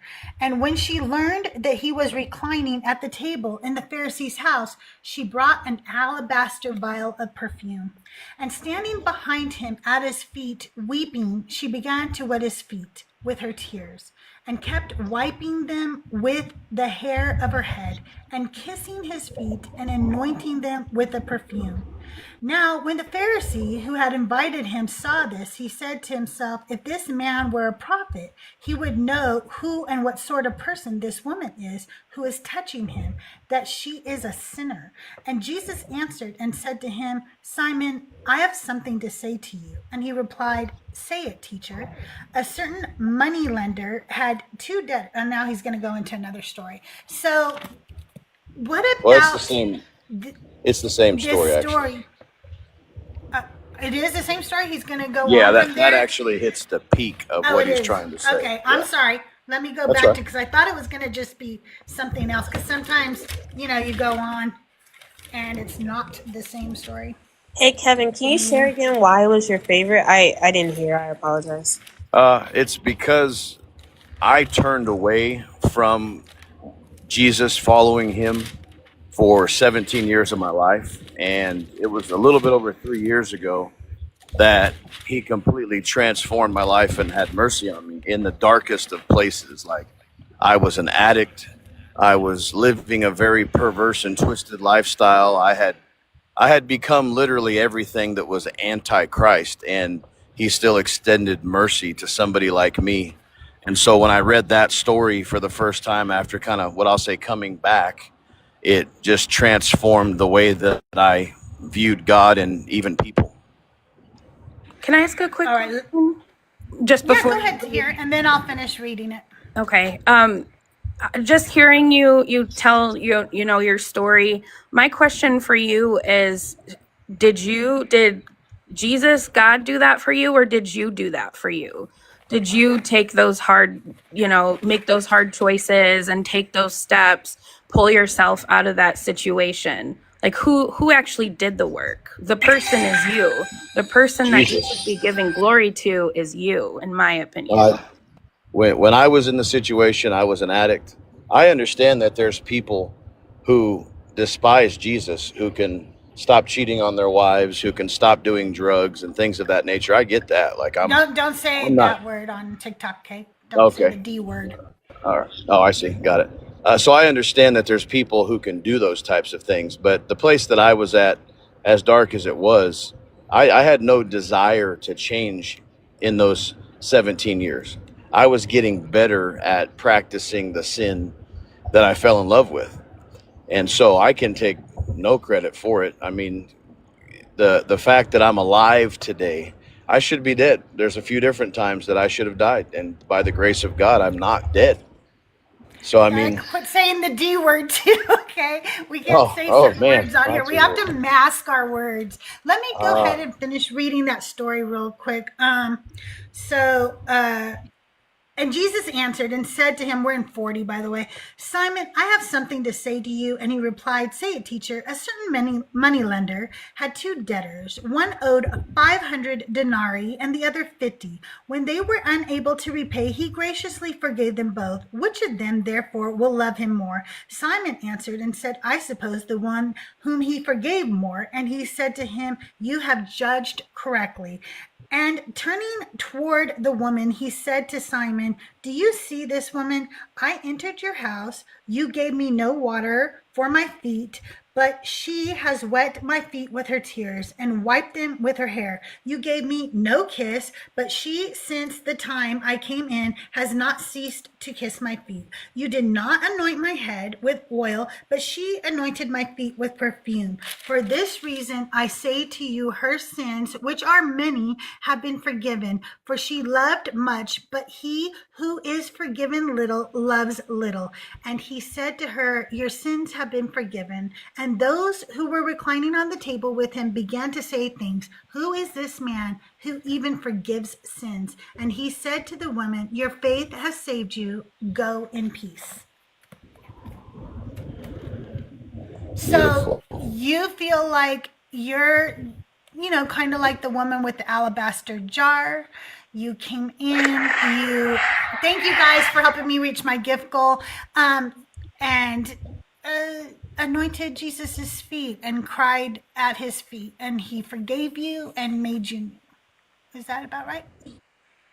Yeah, that about sums it up. I had no, there was things in my life that I had no ability to change, transform, walk out of. In the greatest sense of the word, I was a slave to my devices, and I tried to change many times in that 17-year period, many times. And it would be good for a short period of time, then I would fall straight back on my face. But something about when I got out of religion, there's a huge difference. I even heard somebody read a scripture earlier talking about, the Christian, and First John chapter 3, I believe it was, and it talks about, if you go on sinning. So, I mean, that was me in the past. It's like I would purposely set out to sin. When I realized the truth of the matter is that Jesus said, who the Son sets free is free indeed. When I realized that and lived that, I realized, man, this isn't about Kevin just kind of pulling himself up by bootstraps. This is me throwing myself at the feet of Jesus, saying, Lord, I know you're real. I know that you're true. I've tried for 17 years of my life to run from you, to deconstruct, to do everything I could do to just get out from underneath this idea of your reality. And when I saw the mercy of God for someone like me who rejected him, knowing the truth, it's like it melted me, for lack of a better word. I think I'm missing the mercy here. What was that? What was that you say you saw? That was the mercy? The mercy of God to forgive and free somebody like me. How The lifestyles that I did you would live confirm in. your forgiveness? What's that? How did you confirm that God forgave you? She just read the story, just like the woman who cried out for mercy at Jesus' feet and Right. found mercy. That's how I found mercy. Right. So you read the story and you concluded, okay, if I were to ask this thing for mercy, it would give me mercy. Well, it's not just this story; it's the entirety. It's the entirety of Yeah. So you read the book. yeah. Is what I'm asking. But also the more, what I would say in my personal story, the more objective end goal or end result was the lifestyle that was changed and transformed. Okay. That's it wasn't just a story. It was I no longer live the way that I used to live. Yeah, that's what I'm asking. So what was what did he do exactly? Like, is it just the feeling you got from Oh no. the book? It's the What freedom part did you from play? the lifestyle. When I cried out for mercy, some people have the idea that asking God for forgiveness is just a matter, like Fat Jesus, he had mentioned that whole story. It's missing bits and pieces of truth, obviously. Nobody who has been born from above, who has the Spirit of God living in them, will continue in a lifestyle pattern of sin. We may fail at times. That's absolutely true. The Bible even teaches that a righteous man may fall, but he'll get back up. So in my situation, I had tried so many times on my own to quit the D word. She had told me I can't say it, but to quit that. The perversions that I was a part of, the theft, the robberies, being a felon, the felonious activities. I've done all these things knowing the truth before, turned away from it. This time when God brought my heart back to himself, because I wasn't seeking after him. It was at 2:30 in the morning, sitting on a couch, looking at my little girl who was 2 at the time. And I become overwhelmed with this conviction that I'm not leading her to a place to where she can find Jesus one day. I'm leading her down a path that's the complete anti-Jesus. And she's going to grow up and she's going to learn from what I show her. And so because of that, there's many other things, but for the sake of time, I'm going to dumb it down. God freed me at 2:30 in the morning, sitting on that couch when I wasn't looking for him. He was looking for me, and he set me free from these things. Okay, I'm not sure if that's answering my question at all. Yeah, I think we want to know exactly what was the mechanism in which he used to change your life. So, poof, you suddenly never wanted to do anything bad again, or he was like, here is what I want you to do. Tomorrow you're going to get up and do these things. What is the actual mechanism in which he used to, what did he do? We're hearing what you did. We're not hearing what he did. Well, I mean, I can't explain it much more clear. I was dead in my trespasses and sins. I loved my So sin. he just changed That your heart, and you felt different absolutely. after that That prayer, and so you started doing things different after that prayer. yeah. After that, my desires changed. Everything began to change. Literally, it was like a snap of a finger, and I was a different person. If I may, and I really, I can appreciate your story and what you've been through, and that you've pulled yourself out of it. And I really commend that. Please don't think that I'm knocking that at all. But what I hear as a non-believer is you said a prayer or you took a placebo, and that encouraged you to do what you then did to pull yourself out of it. Because again, the question is, what did you do or what happened that brought you out of it? And it just sounds like, outside of like the metaphysical of it all, you did things. You changed the way you saw things, the way you acted, you took steps. Like, I'm still not hearing anything other than you got yourself out of that situation. So let me ask you this. So Jesus in John chapter 3 is talking to a religious teacher of law named Nicodemus. And Jesus is trying to explain to him things about heaven, the kingdom of God.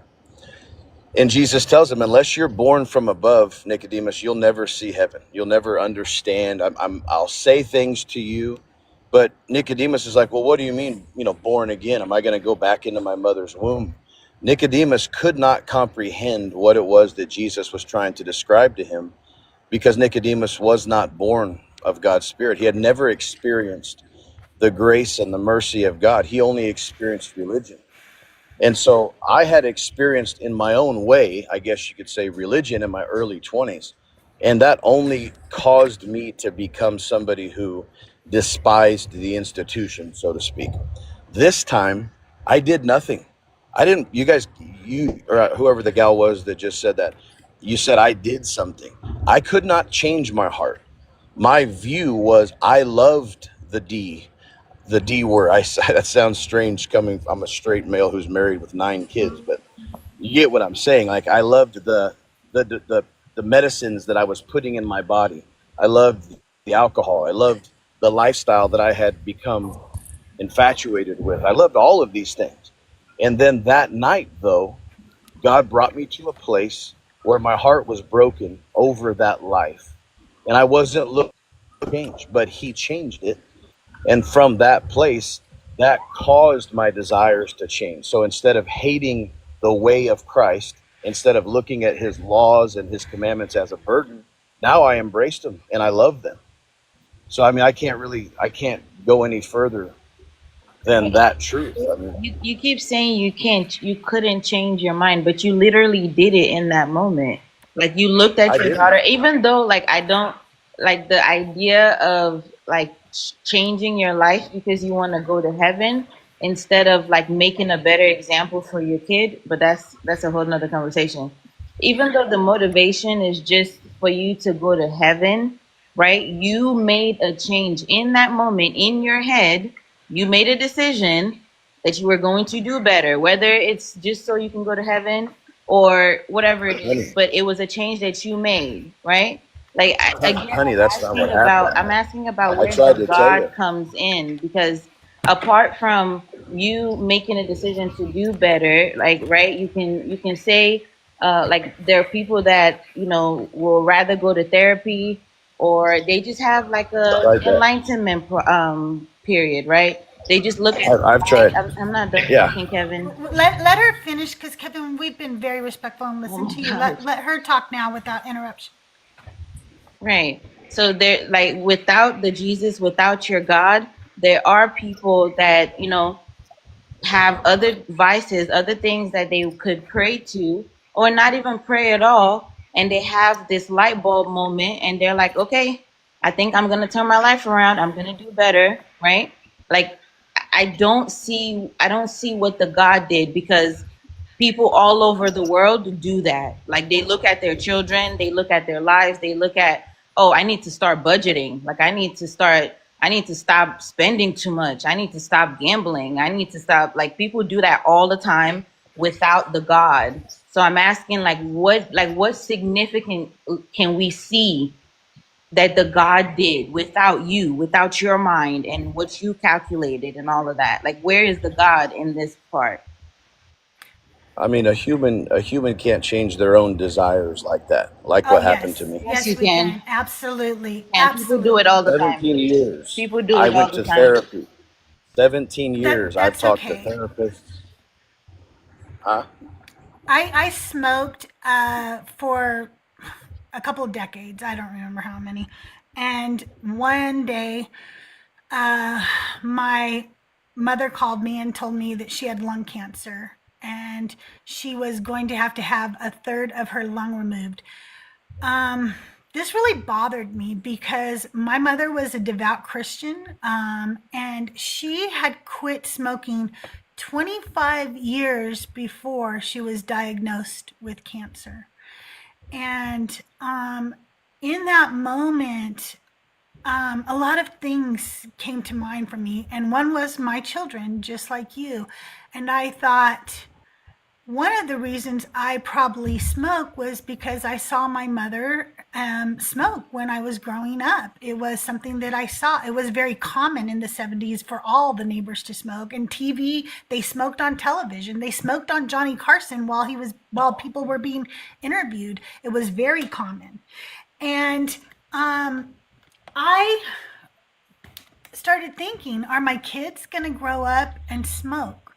And then, is one of my children going to get lung cancer and unalive in a horrific, painful way because they saw me smoke? And don't ask me who Johnny Carson is.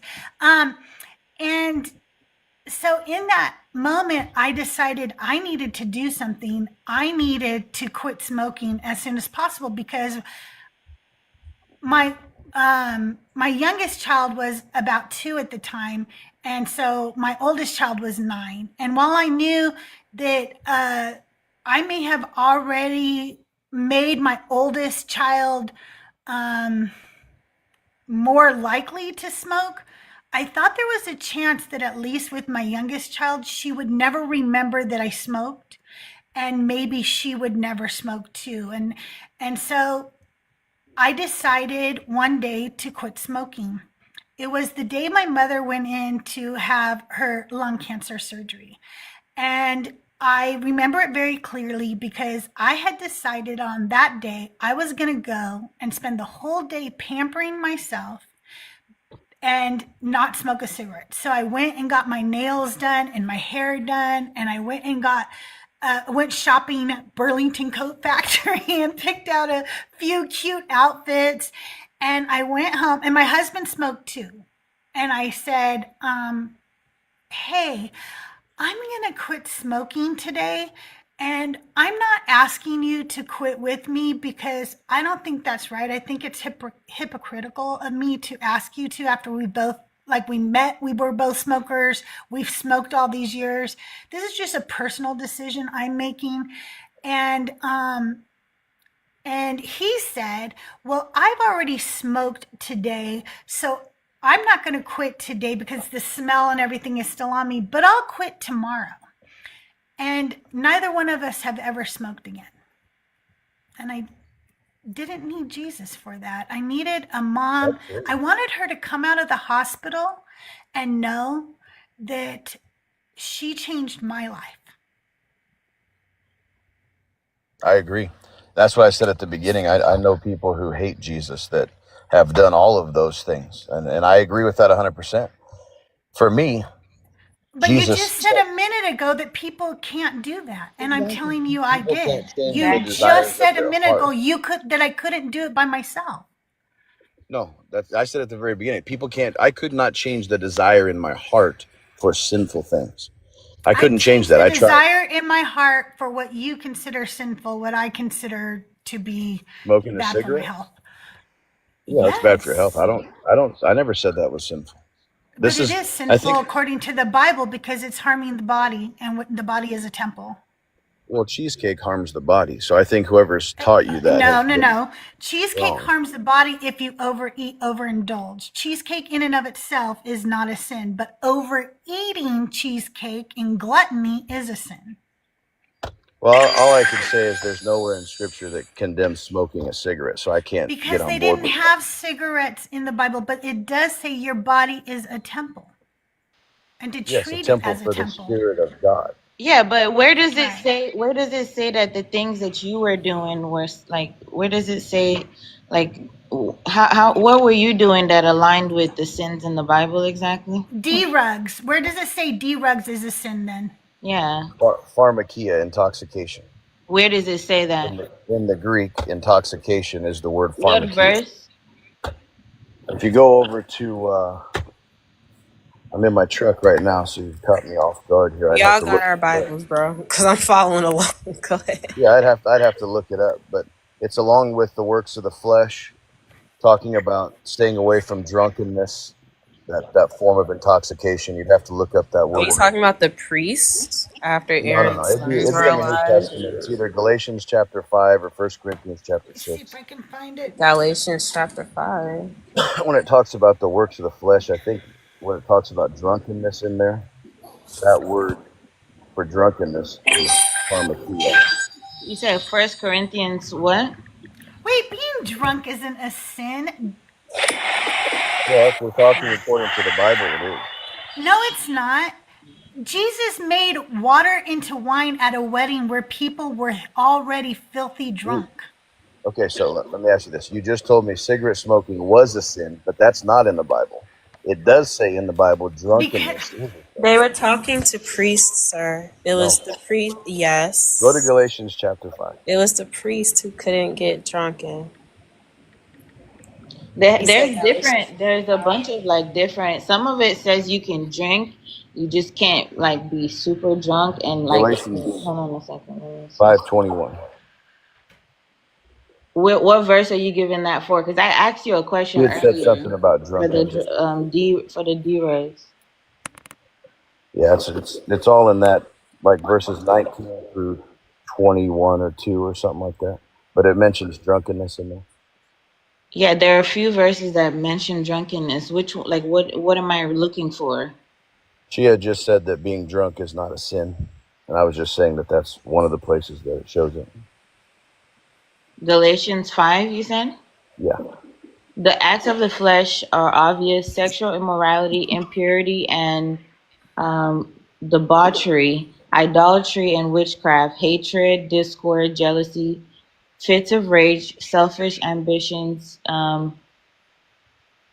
dissensions, factions and envy, drunkenness, orgies, and the likes. I warn you, as I did before, that those who live like this will not inherit the kingdom of God. That I was asking for D-Rugs. What does it say? Like D-Rugs was a sin? Where it talks about drunkenness, it's any form of intoxication. It doesn't say anything about drugs. You're reading it in an English version. Okay. Would you like for me to read it in the NLT? I have that one. Well, in Greek, the language I'm saying. Oh, do you want us to pull up the Blue Letter Bible version and read it? It would have to be in the Greek because it's the Greek. Yeah, we can. Right, the Blue Letter Bible will have the Greek. Senor, I'll introduce you in a minute, okay? Yeah, and what were the other things that you said aligned with the sins in the Bible? Because I don't know why, I'm confused as to why we have to combat if smoking was a sin or not. Like the it on your own or not.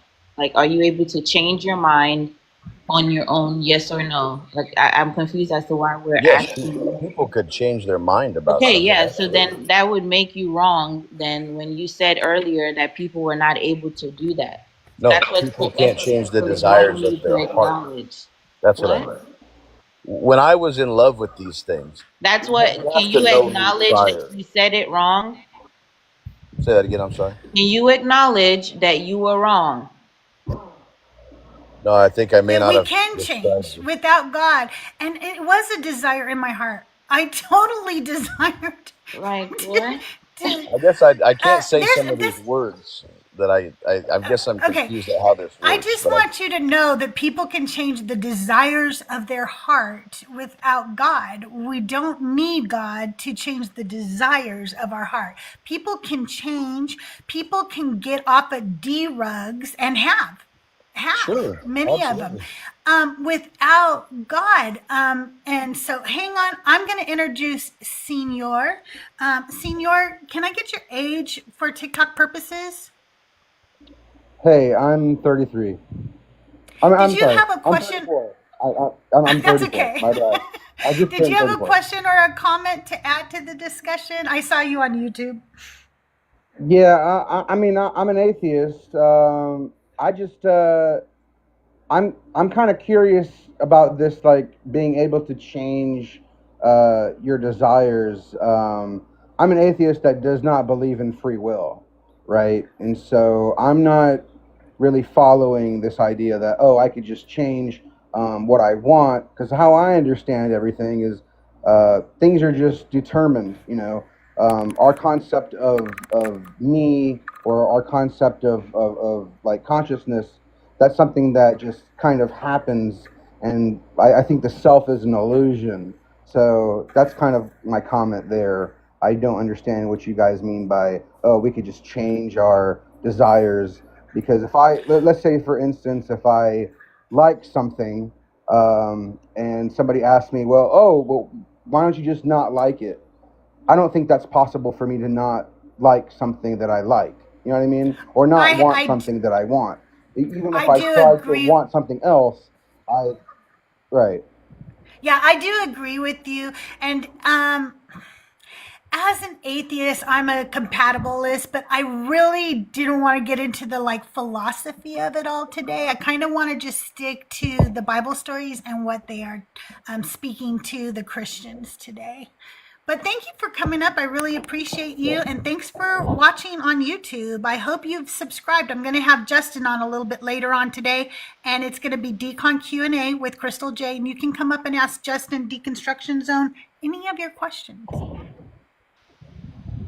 But what does free will have to do with like, hold on, I don't know. Kelvin, so do you see what's on my screen? Yeah, I'm looking here. Excellent. Can you show us where the Greek version is saying I'm not familiar with what you have there. What is that? okay. Let me go back. So I'm gonna go back. We looked up drunkenness, right? Yes? Oh. Calvin, when you go off screen I can't see you. I just want to show you this really quickly so you can get back to answering my sister's question. I don't like when you just like lie about things. Do you see what's on the screen, Calvin?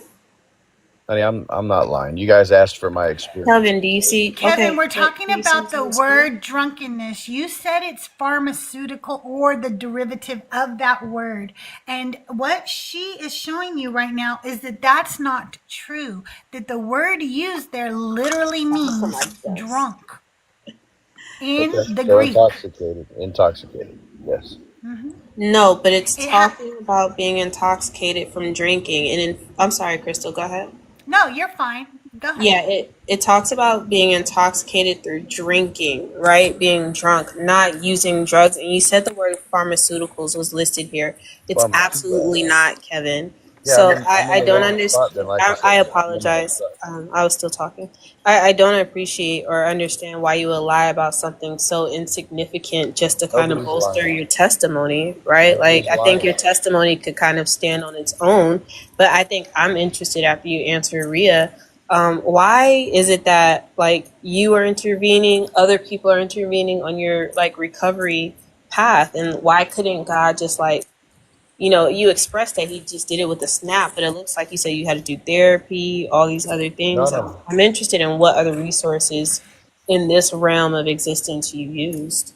I think you're misunderstanding the timeline. For 17 years, I was this person until God, like you described, snap, and I was free. Calvin, That's did where the therapy you went listen in. or anything like that? What's that? Did you like go to a doctor or anything?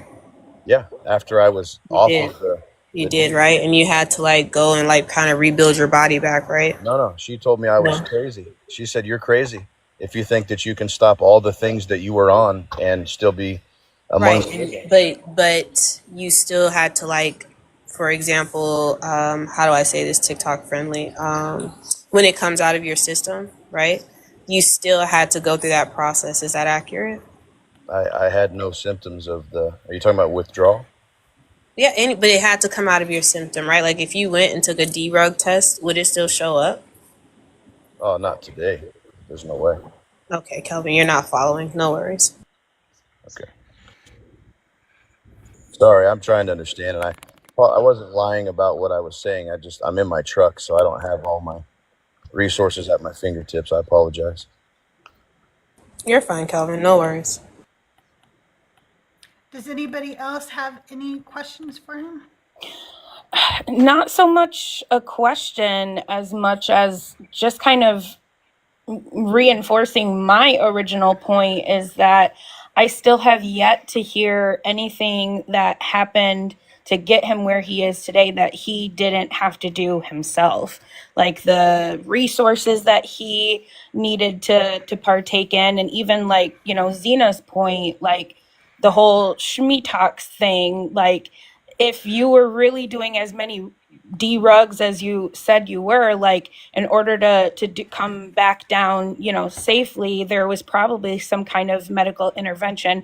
And even if there wasn't, it's still, you really haven't said anything that, objectively was done by this God. It's just all things that you did. And, in terms of that particular affliction, like Crystal said, people do it all the time without God. And what they do is after years and years and years of, being this, I don't even know if I can say it, schmatic, if you will, it's you eventually hit a rock bottom, and everybody's rock bottom is different.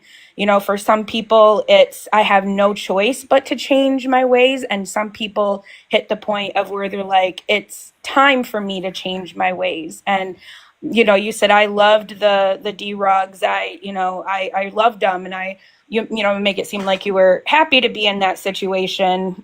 Maybe not happy, but anyways, you weren't. Nobody ever is. It's a tough lifestyle. It's hard on the body. It's, and there's a reason why they say once a schmatic, always one, because, it's a battle that you have to fight long term. But at the end of the day, like everybody gets to that, most schmatics get to that, or not even most, a lot of them get to that point where they're just, for whatever reason, they make that change and they come out of it. And a lot of people do it without God. Yeah, I don't disagree with that at all. And if it was just the D-rugs that I was freed from, then sure, I'd have no like real foot to stand on. But to know who I was prior, and I've probably done a And I'm glad you changed. I do want to say that to you, Kevin. I'm glad if you were a bad person and you were hurting yourself or others, I do want to tell you, I'm really glad that you found a way to make those changes. Sure. So, yeah, I mean, I do hope that, anybody listening at least does the study. Because like I said, I tried deconstructing. I tried to get away from all of these things. But Like when you asked How if did you try deconstructing? I hate when people say that because whenever I ask them, they did nothing. What did you seven, do to deconstruct? if God was in front of me, I ran as far away from Him That's and not what you do when you people. deconstruct, Kevin. So don't use that word, okay? You Well, might have ran from God. You might have not been in a relationship with your God. You might have chosen to go a different way, but that's not deconstructing. That's not what any of us did. all right. Well, for me, running away from everything that I knew was true and right, to me, that was a form of deconstruction. It's That was a not form though. So please don't use that word Yeah, because that's not what deconstructing is. And I won't use the word, I won't use words like I was once a Muslim because I read the Quran. I won't do that, okay? Because I read the okay. Quran didn't make me Muslim. You Then, running from God doesn't make you deconstructing. sure, then I was in direct rebellion to what I knew was true That's and fine. right. Yeah. That's fine. So that was it. God had mercy on me. Deconstructing is a very serious, hard process that you Oh, I worked know. very hard on. I did. I was in leadership in the Christian community. I know exactly what it is. That's why when you tell me I didn't, that's fine. You can have your view on that. You I just know told me what you did, and that's not deconstructing. You gave when you. me the example of what you did, and that's not deconstructing. I'm giving Kevin, you a what does general. deconstruction mean? Like when someone is saying like they're deconstructing In my Christianity, world, it what was that means to you? leaving the truths of the Christian Bible, the Christian world, going to find So outside then, sources that so were then the atheist, problem, agnostic. is that you don't know what the word means, That's right? fine. So like you might be using it wrong. Okay. That's why Crystal is telling you that's not what you did. You might have fought with your faith, found the God again, and you guys might have had like a really rough relationship. That's not what deconstruction is, right? When you deconstruct, you pull apart your beliefs, you analyze why you believe what you believe. A lot of the times people go historical, they, educate themselves on where the belief is coming from, who even set it up in the first place. They even read that book, right? Reading the book is a form of deconstruction because it's giving you more information on what it is that you say you believe in, right? So reading the book as a book instead of with some spiritual connotation, right? When you're deconstructing, you leave the spiritual alone and you deconstruct actual facts about your beliefs, right? Then you can go back and pick up your spirituality. But critical thinking has to be involved, right? Asking questions and actually trying to find actual answers that make sense instead of saying, well, God got it. God knows better. Oh, God understands more than I do. That's not deconstruction. Yeah, you Right? described what I And went through. So. and no, she didn't, because when I asked you, you said you turned away from God, and you Yes, also I'm said you giving you went a on D-rugs. a Anybody who's general term. deconstructing is not running away from God and then going on D-rugs. That's not what Yeah. we do. It's hard work. And it Can takes years. I'm still deconstructing after a decade, Kevin. It's not Sure. something that you just go, I don't believe in God anymore. I'm deconstructing. That's not how it Yeah, works. I agree. Hang on one second. Rich, you wanted to come up and ask a question or add to the conversation. Yeah, I'll let you go before we move on. Kevin, you keep saying that you are running from something that you believe was true and right, right? Correct. You've named you're not. If you believe it to be a true and right, you're not deconstructing from it. The only That's right. reason we have left it is because we found out it not to be true and not to be right. So you've never done any level of deconstructing. You've never looked at it. You The just were mad, and you were mad at your Questioning mother. your faith is not deconstructing. It can Yeah, be a yeah. part of the deconstruction process. And I'm sure you questioned your faith and you ran from what you thought was true and right, which, But you that never. means that you were already in it already. If you're still believing it, you're not deconstructing from it. Exactly. It's I'm not all you were doing, deconstructing Kevin. now. All you were doing was you were mad at your mother for punishing you. No, I wasn't mad at my mother for anything. Okay, I'm using that A in a general term. metaphoric. That Kevin, was I'm using that in a metaphoric yeah. way. Sure. You knew your mother was there. You knew she was right and she was true, but you wanted to play with your toys all night, and she said no. You had to go to bed. So you got During mad with mommy, but you never during questioned Kevin, you never questioned if mommy was right or if she was true. I've tried to explain this. I did all of that for 17 years to the You point where didn't it That's drove trust right. me her. to get therapy. Well, Because then of you've Kevin, you changed your didn't trust story her. because that is not what you said when I asked you.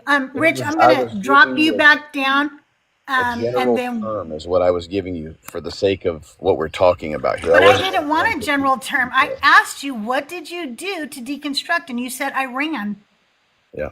That's not, and We could nothing sit here for about an my hour and I deconstruction could was me describe running, what I by the went way. through.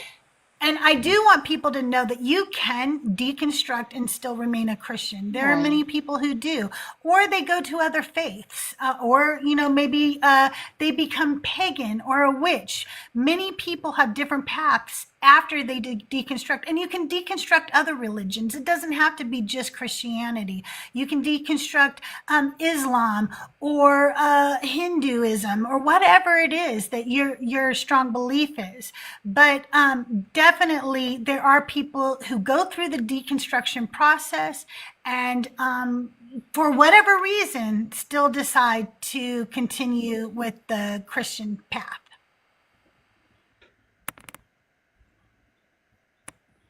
Johnny, I see you in the guest box. If you're a Christian, let me know in the comments and let me know if you're over 18. Did anybody else have any questions or comments for Kevin? Or Kevin, did you have anything else you wanted to say? I mean, I feel like some of this has gotten misconstrued, but I know who I was before that night, and I know who I am now, and I give the glory Of to course. God. I thank Jesus that He was merciful to me like that sinful woman. So I'll bow out at this point. I appreciate you guys All talking. right, Kevin, I appreciate you coming up. Thank you so much for being here and have a good day. You guys, while I bring up the next guest, can you continue tapping that screen?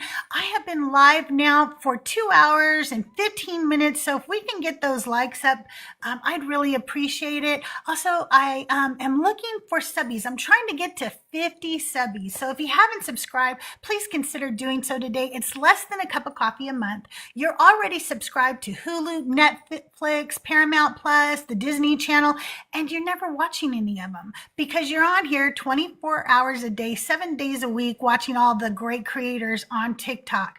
So why don't you cancel some of those subscriptions, save yourself some money, and then come support small creators like myself, like Ria, Zena May, and Tahir. Just subscribe to your favorite creators and and help us reach our goals. Because once I get to 50 subbies, I have lots of friends who want to be able to give subbies to the chat. So and I have cute stickers, and we're gonna come up with some special members only like lives and so forth, like subscriber lives and so forth. So if you can subscribe, I'm going to bring up our next guest. He happens to be just a really nice Christian. His name is Johnny. We spoke before. Johnny, how are you today? Hey, I'm doing good, Crystal. How are you doing? Doing good. Yeah, So, would you like to share your favorite Bible story with us? sure. One that really resonates with me is it's kind of like the parable of the prodigal son. I always thought that was a really special message. And like I know it's like preached like a ton and you see it everywhere, but I think there's some really neat kind of deeper meanings. You want to know a little secret about me, Johnny? Nobody Sure. knows. This is totally secret. Just between me and you. Nobody's Yeah. listening. I was in a Kevin Sorbo movie called Confessions of the Prodigal Son. Really? That's a true story. And I have credit. Well, actually, they gave the credits to the wrong actress. I actually was just a background actress, and like I don't have any speaking parts or anything, which is good because I would never want to be associated with a speaking part in a Kevin Sorbo Christian movie now. But at the time, I was a Christian. I was a devout Christian. Yeah. That is Yeah, that's funny neat. because I hate the prodigal son story. I just hated it so much. And Really? I'll tell you why. But first, I want you to Really? tell me the story and Yeah, what you yeah. see in it. And then I'll share. But before you do that, you guys, we have a subby wave going on right now. So if I can get 3 more subscribers, I think in the next 14 minutes, I'd really appreciate it. Thank you so much. Okay, go on, Johnny. Tell me about it. Sure. Yeah, so I'll just give like a brief overview of like how I read it, and what I've learned about it. So it's a parable, kind of part of a 3-part story that Jesus was talking about. He brought up the coin, like the one of the 99 sheep, and then the prodigal son. And at like how the story goes, the son wanted to take his inheritance from his father. He had one other brother, so he took it. And then he never really found any fulfillment in that life away from the father. Then he came back, and when he came back, like the father threw like this huge party. He killed the fattened calf, and his brother had a lot of resentment because his brother was like, I've been here the whole time. I've been doing my part, but you won't even give me like a small calf to celebrate with my friends. And then the father went out and pleaded with him in the field, and kind of explains, that like the father was always with him, and like everything that he has is his own. Like the older son has all that the father has. So that's like the basic kind of story of it. Yeah. For me, I was a son that stayed home and did everything right. Mhm. I never missed a day of school till I was in 8th grade, by the way. Sure. I used to go to school sick because I learned very early on that you got a lot of really good positive attention when you had perfect attendance for some reason, not just from your teachers, but from your principal and your parents, and everybody thought, Yeah. and I wanted more of that. So I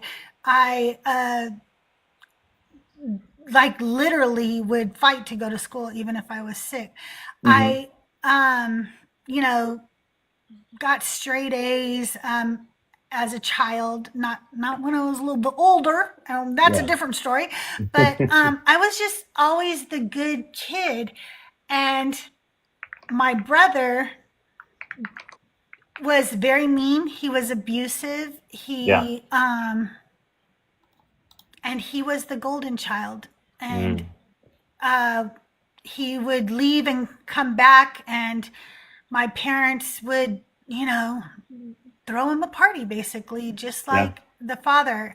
Yeah. And while I get that when your child goes astray and does something, and then you see them make that good change in their life, you know what I'm Mhm. saying? Like, Yeah. thank you, Yeah. Justine.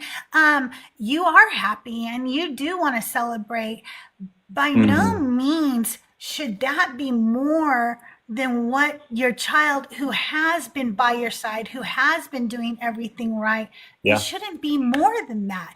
And Yeah. if anything, I would, as a parent with 3 children, if Mhm. something like that happened, and I would be like, hey, my youngest is coming home today, my middle child who has been here with me and done everything for me, cooked my meals, helped me clean my house, supported me. Mhm. I want to do something special for the both of you. Like, Yeah. I want to welcome her home, but I also want to celebrate you because Mhm. you've been freaking awesome too. But God to me is never fair. He's never Mm. just. He always has favorites. He always from Esau to the Israelites to whoever, there's always somebody he's giving unjust and undue gifts, and Yeah. I don't know.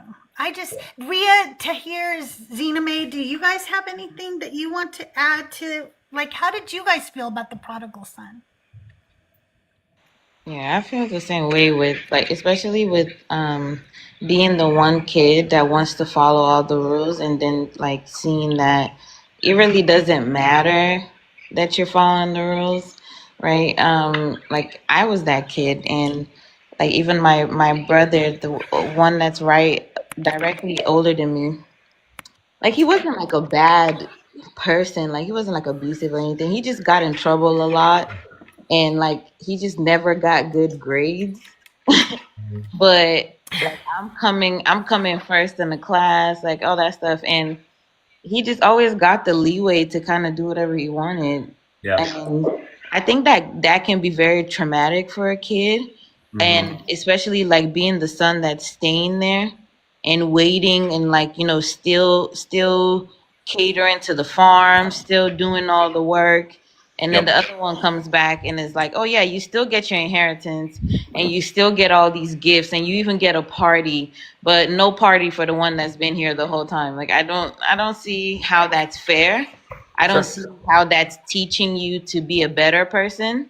If anything, that just teaches me that if I were to just be a shitty human being, all I have to do is say, forgive me, and the God will be fine with it. Like, I don't see how that's, just. I don't see a consequence there that can teach you anything.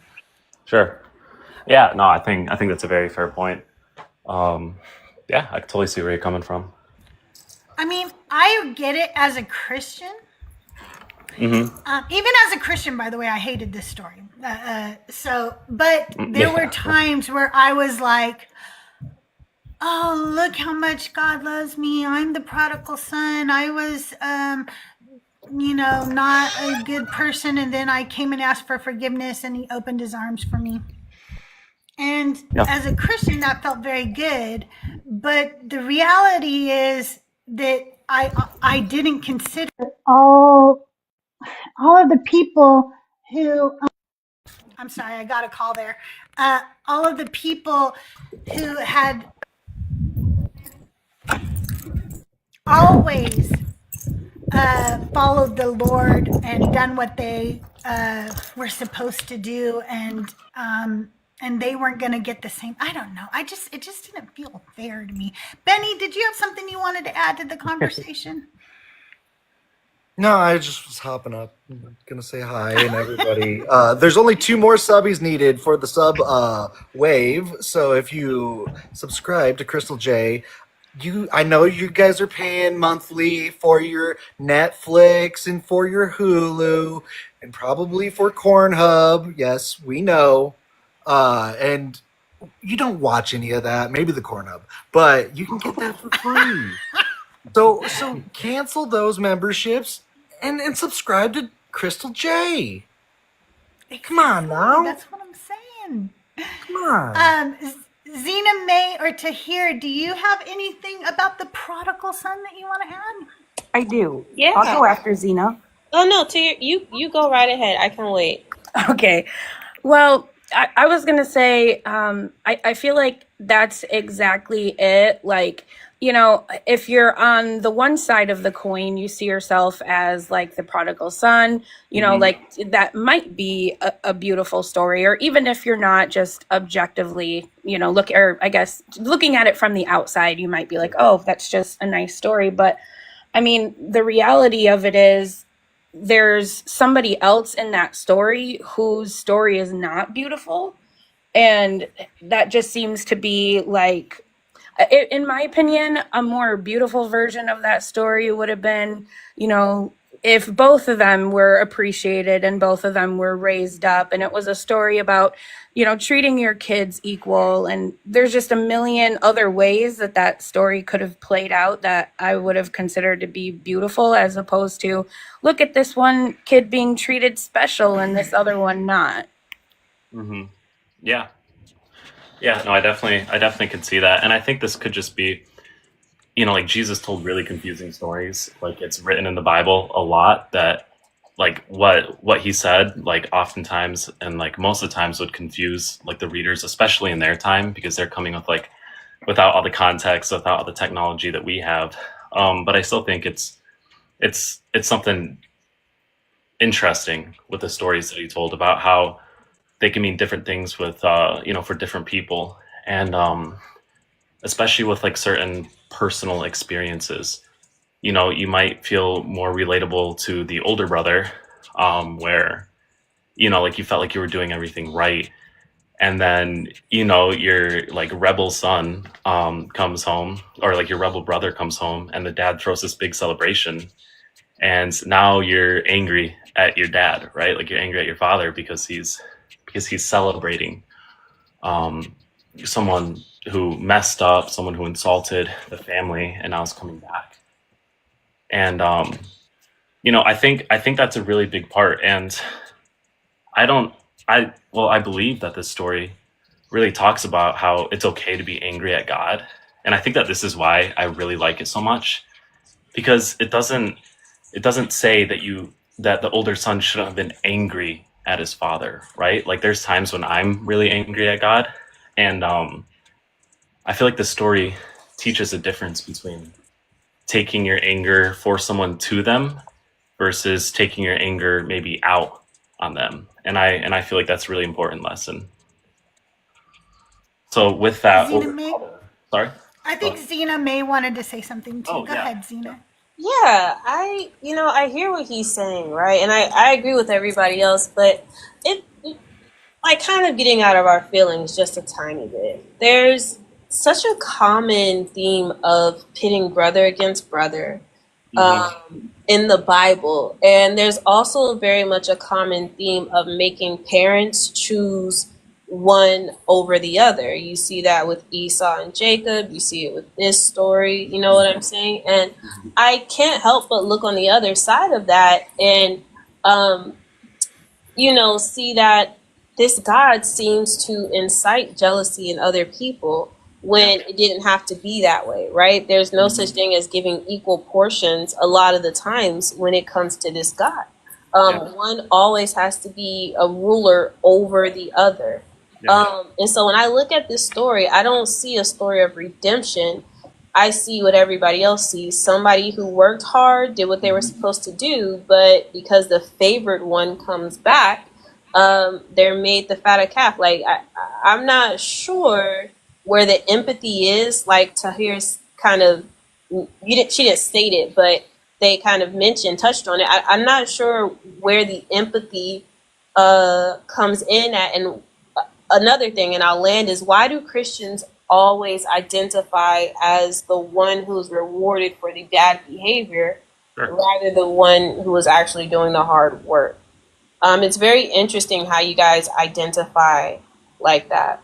That's all. Sure. And I mean, I think the answer that I have kind of for the last point that you made is, like we recognize that we're not imperfect. Like I know throughout middle school and high school, and I'm going to say most of college because, sometimes those 8 a.m.s got to me. But, I always viewed like my attendance as perfect. And in class, it's really easy to see, like, I'm taking notes. I'm always sitting in the front row. I'm always participating. However, like you can't truly be perfect, like no matter how hard you try, like you're always going to tell like little fibs. Like if your grandma cooks you something and it really doesn't taste that good, you just kind of have to suck it up and say, oh, no, it's amazing. It's amazing, Grammy. So when he told the story, but is Granny gonna like take your inheritance away if like you don't like this? Like, you know what I'm saying? Like, is Granny gonna be like, fuck you? You've been here with me the whole time, but because you don't like my soup that I cooked this one time, I'm gonna give it to your deadbeat brother who has not wiped my butt like one time. You know what I'm saying? Like, that's the equivalent to me of what you're telling me, while also again not empathizing with the person who did put in the work. I understand the compassion you feel, or let me rephrase, the acceptance you feel for quote unquote being a terrible person but still being welcomed in God's bosom, right? Versus the person who should have been welcomed all along, but now this blessing is snatched from them. Sure. I think they have a right to air some grievances. Yeah. No, of course. And that's kind of like where I'm saying, like, it's okay to be angry. Like in this story, if you're the older brother, it's okay to be angry at your father, right? It's all about like how you come to him with that anger. It's about coming, whether you want to have a relationship with him, because, in the book or in the story, it says that the father never neglected the older child. And like historically and technically speaking, truly everything that the father owned was his, because the younger son already took his share of the inheritance, meaning that now everything that was left was the older brother's. Like, I don't know if that's like by law, but like technically everything there was the older brother's. Once the father unalives, let's face it, at the time, it's not his. When your father is still alive, the things your father owns are your father's. So he said, he probably said, like, okay, the value of my stuff is, we'll just say $90,000. Okay? Sure. Yeah. And so I'm going to give you your inheritance, $45,000. And when he unalives, then the other brother gets it. The reason why I point this out is because if it was all his, then he wouldn't allow the father to go pay all that money for a big party for his brother and do all that if he's upset, right? Because it's his money. He would be like, nah, man, I'm not paying for my brother after everything he did. Sure. But it was still the father's money. So the father was like, we're having a big old party. Get the fat calf. Yeah. Well, and that's where earlier in the story in Luke 15, 12, about halfway through that verse, it says, or I'll just read the full thing. It says, the younger of them inappropriately said to his father, Father, give me the share of the property that falls between me. So he, the father, divided the estate between them. So that moment, it was already divided. It wasn't, this is 100% mine until I pass. This is your guys's, and he has the ability to do that, as it said in Deuteronomy 21:15 through 17.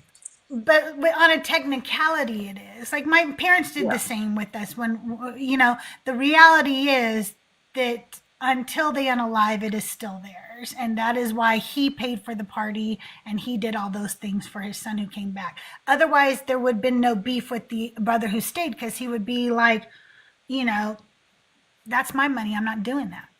I'm not doing a party for my brother. You guys, could you talk for a few minutes while I go take a little powder room break? Yeah. While Crystal is powdering her nose with not substances, she is actually just using the restroom. And hi Ria, hi Zena, hi Tahir, hi Johnny. Hey there, Benny. Benny. Good to see all of you. How's everybody's day going? Everybody all right? We're getting through Tuesday, right? Mm-hmm. Yeah. I did kind of want to comment on what he was saying, if that's okay. I know we're kind of in a break, but one of the things that I was thinking too is there's also this running theme in the Bible of like being dealt an unfair card or going through really hard things, but like being expected to be okay with it. And when you're not okay with it, like, you're made to seem kind of like petulant or, wrong or what have you. But in this case, the story is it's okay to be upset with God, but you still have to take it. And that just kind of, it's another element of the story that just kind of, it prickles a little bit. Sure. Yeah. And this is where like this story, like sure it can have meanings. If you were to put yourself in the older brother's shoes, or it might have some lessons. However, it was intended to be that you are the younger brother. I mean, with the previous stories, he placed you in the position of that one sheep that strayed away from the 99. So like in this timeline of him telling these stories, it would have just been, I don't want to say assumed, but within the context that they were told, it would have placed the listener in the shoes of the younger brother. So while there's still lessons that he taught through the older brother, about how it's okay to have this anger. Really, the lesson is there was someone who was considered dead, who was just in it for the materialistic gain. And then they came back and realized that there wasn't any fulfillment without a true relationship. And the older brother's actions of being angry and taking his anger out on the father show that he wasn't doing these things for the good relationship with his father, because the father was always nice to him. He never neglected or disobeyed. He never neglected him. He gave him food. And it's really a lesson on being grateful, possibly from the older brother's stance, and then also learning how to take out your anger in a way that is, I want to say empathetic, but also like appropriate to do with someone who you love.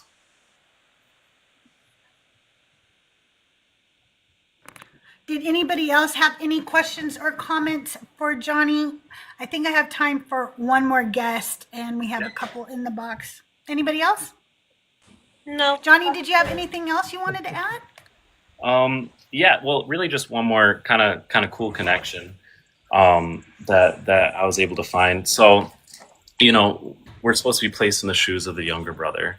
And we have this older brother who is resentful because of like a ceremony, not necessarily resentful because his younger brother came back, but because of what was done for the younger brother. So if we're in the younger brother's shoes, obviously, there's some sort of, like, the older brother comes off as being maybe a little bit ungrateful, or maybe not the best older brother to have because, he doesn't want to even step into the party. He sent a servant to go see what's going on in the ceremony.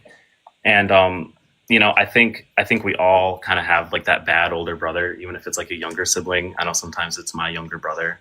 And I think that the bigger picture that Jesus was connecting to when he told his parable is the story of Adam and Eve. There's a lot of times when evil tries to come into our life during seasons of change. I mean, the devil waited until Adam and Eve got married and they were in this new season of change to come and deceive Adam, and Adam messed up and he gave in. And Jesus was always said to be like the second coming of Adam, and I see him as being that better older brother that comes back and that wants to search and throw the celebration. And like, because the older brother at that time, when he inherits all this, he was the one who just and I know, like, we're talking about who really has the property. But like the older brother is the one who's supposed to go out and search and find the brother, and the one who's supposed to celebrate his return, coming back from relationship death to back to life within the family. Does anybody have questions or comments on that? Isn't it about like, I thought it was more of a story about like backsliding, right? Like, and I did too. Yeah. And I think like the main overarching meaning behind this story from my perspective is it's okay to get lost. Everyone's going to get lost, whether it's in their work or their school. Like, I remember my first semester of college, I was going through a really rough time. And this was specifically when I had already kind of moved away from faith. And, I never really realized that I could go and meet with my professors during their office hours, and there was a way to come back in maybe that relationship. And there's what? You muted yourself or something, or you got a call? Yeah. Did you get a call? Honestly, I do remember being in college, and I remember feeling that exact same way. Sorry. I had a call coming on right there. Where did I cut out? But yeah, really, it's like you always have the opportunity, to come back and, come to someone with your anger. I have so many questions about what you just said about Adam and Eve, but I don't even know where to begin because I really don't remember them getting married before the serpent. Sure. Yeah, I can. A ceremony that says that. In fact, marriage is consummation, so it's like having sex. I don't think they wrote that before the serpent was introduced. So. Yeah. Yeah, sure, I could find it. So Genesis 2:25, and the man and his wife were both naked and were not ashamed nor embarrassed. And then it says that they were married. After. Then after that, Genesis. Naked. What? No. Wait, I'm sorry. Which one is it again? Genesis what? 2:25, and the man and his wife let me look. and were not ashamed or embarrassed. Before you go on, let me look. Yeah, sorry. And so let's look this word up. Oh, because they called her wife? It's Nashaim. Well, and it says, and they shall become one in flesh. and the one before that, and that's also referenced in Matthew 19:5, 1 Corinthians 6:16, and Ephesians You think this 5:31. was before? Yes, the Wait, fallen wait, man. you can't, don't gish gallop, okay, Johnny? Give Yeah, us sorry. one at a time and let us look at them so we can understand them, okay? So we're still on Genesis, okay? Sure. Yeah, so Genesis, so the very end of Genesis 2 talks about how they became one in flesh, which suggests that both like a physical and a sexual bonding for a lifelong relationship, separate persons. And in the New Testament, Jesus refers to becoming one in flesh, and I'm not going to dump those verses again, but as marriage, and then it additionally references them as man and wife. And then the fall of man comes right after that. One second, 'cause I'm And not sure. what does this serpent have to do with them being married? I'm sorry, I forgot what you said about No, you're that. fine. Really, I was just talking about how in these seasons of change, like when the son was in the season, like the younger brothers in the seasons of change of going away, or like when you switch schools or start a relationship or get married, that's when like a lot of issues can come up. Like I know when I first started dating my girlfriends, like a lot of things, like I knew about her, like she seemed awesome. And then she spent the night and we were brushing our teeth and I found out that she squeezes her toothpaste from the middle instead of from the very end of the toothpaste tube, and then. Are you Jerry Seinfeld or something?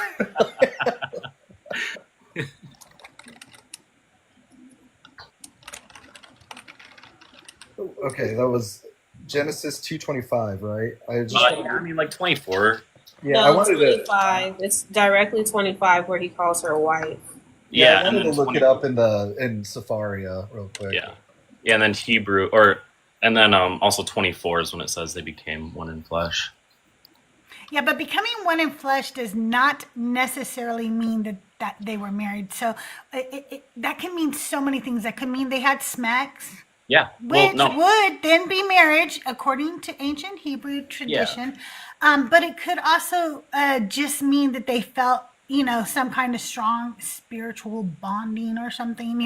We don't really know. They were already one in flesh when she was his rib, Yeah, and that's, and I agree with you there. However, like using the Bible for evidence to kind of show that, that it was one in flesh in the Old Testament meant the same thing as Jesus's teachings later on. Through Jesus's teachings, he uses one in flesh as a sign of marriage. I could give you some verses that will, I guess, that will show evidence that Jesus used the wording one flesh as marriage.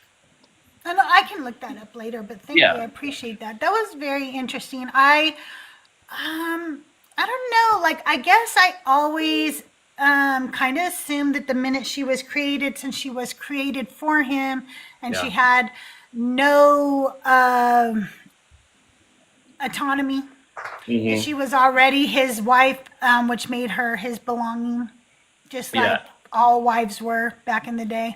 So I guess I always felt that she was probably his wife from the minute, but I just...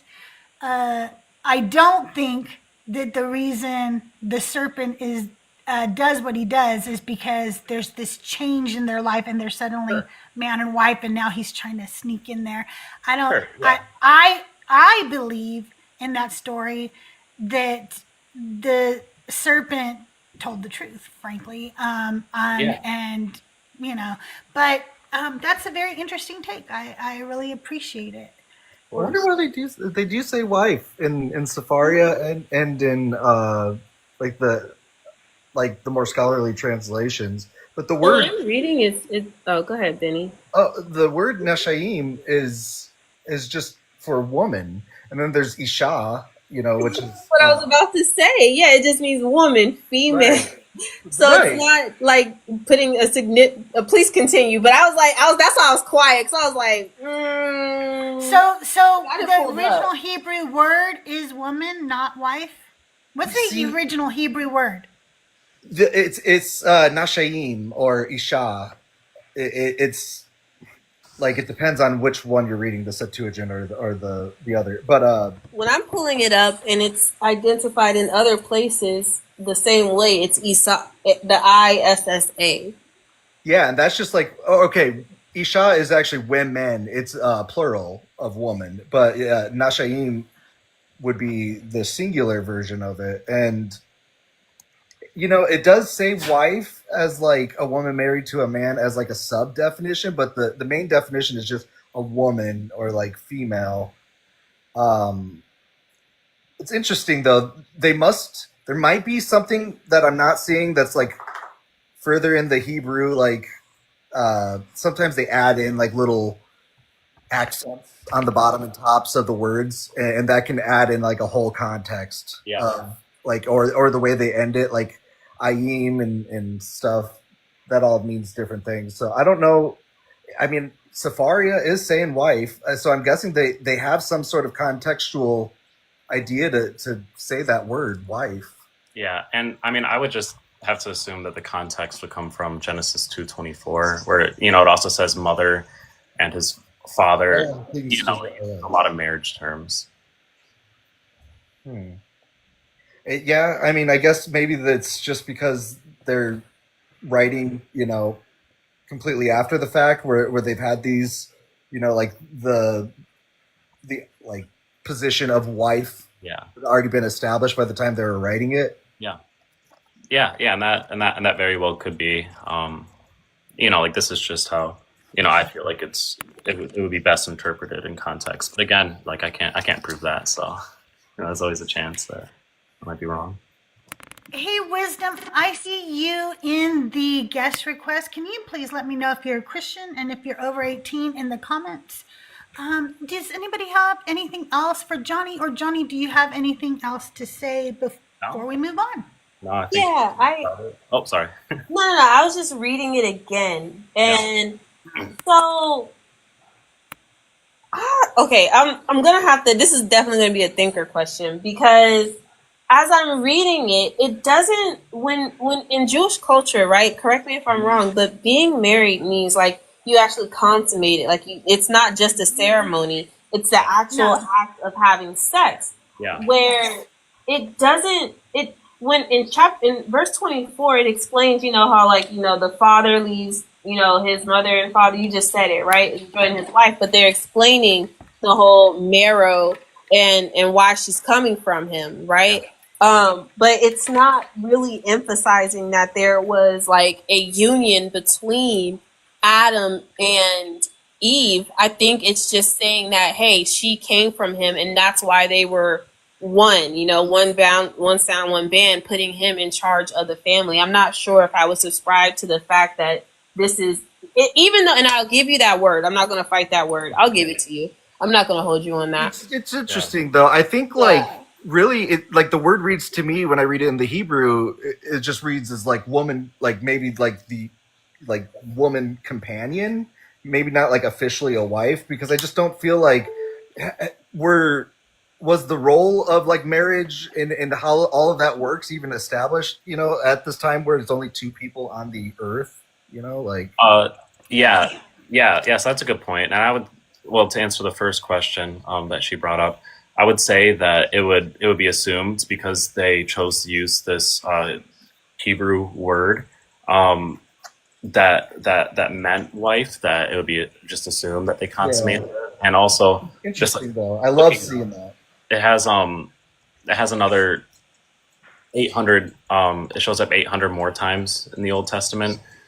This word, which can mean like to his wife, unto his wife, to his wife, throughout the Old Testament. I give you the word. I'm not even gonna find the word, because I think it like you said, and I think Benny, you brought up a very good point, that like, for example, when they talk about the Spirit of God in the Old Testament, and how it has like that, I forget, like the certain character in front of it, making it a feminine spirit. Whereas when you look at it in the New Testament, it is now Greek, but it's also a neutral, noun at that point in time. So I'm not even I'm not fighting you on that, Johnny. I just don't know about the context of which I feel comfortable actually adhering to the consensus that she was his wife, leaning on to what Crystal and Benny were saying about the cultural aspects of that time, and had they even established that, in addition to knowing that consummation must take place in Jewish culture. Right. And we don't see that exhibited here. We only see him talking about,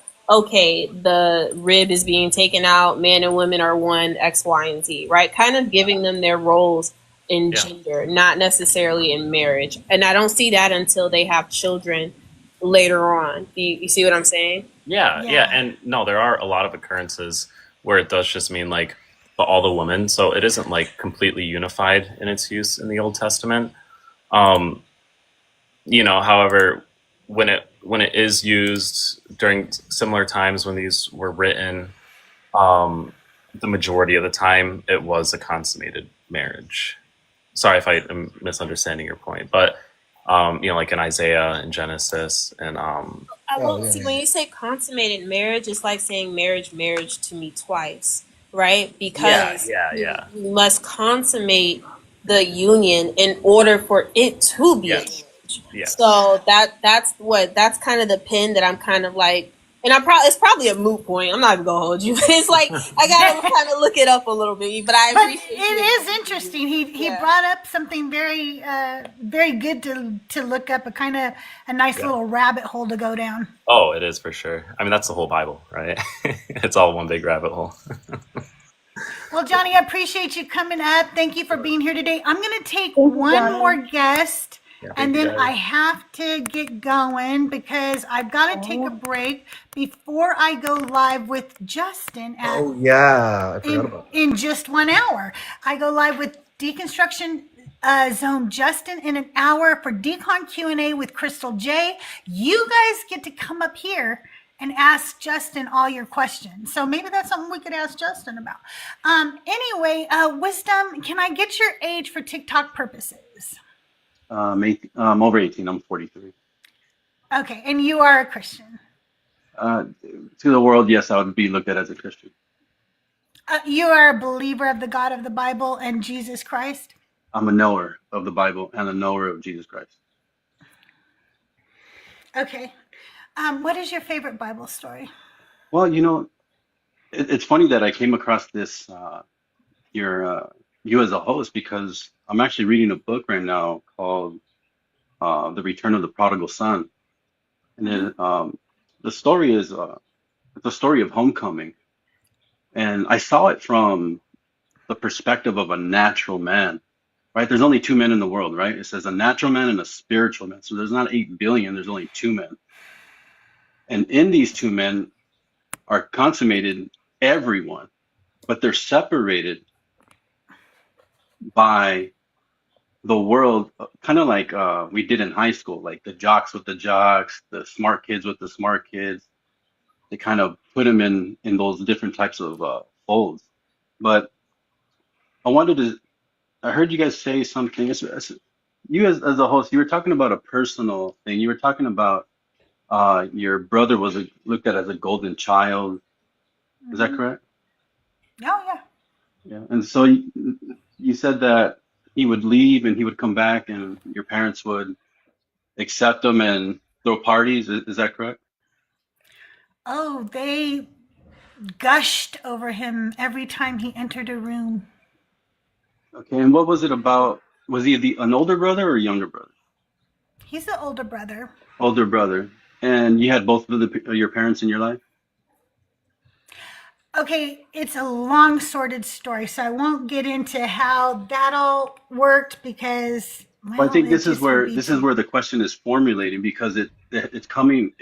God is trying to get to the root It seems cause. like you're fishing, Wisdom, instead of sharing the story that you want to give us your perspective of. It seems like you want to dig into the host's past in order to try to get something out of her, and I'm not sure if that's the intention of what the host has going on today. I think her question is, Christians, what is your favorite Bible story? And I think you wanted to piggyback off of the prodigal son. So do you want to share with us maybe why that's your favorite story and what do you get out of it, so we can discuss it that way, and maybe some personal anecdotal things may come up, but I don't think it's right to kind of badger the host, You Oh, know, no, I'm and not back there. I just wanted to know where the yeah, question I know it's just had came. perception over everything, right? Okay, right. Yeah. Okay. So the return of the prodigal son to me, I mean, there's levels to it because you can look at it literally, like, oh well, this person in the text left the father's house, and then at the end it says that he came to his senses, right? He realized and he turned around. The father says he was once dead, now he's alive. So now we know that death has nothing to do with any type of physical form here, but he repented, and that gave him life. Wait, I have a question right there. Well, but Right. this is Why a is it parable. This that, is like one of the times yeah, that you can't take it like literally. right, that's a metaphor.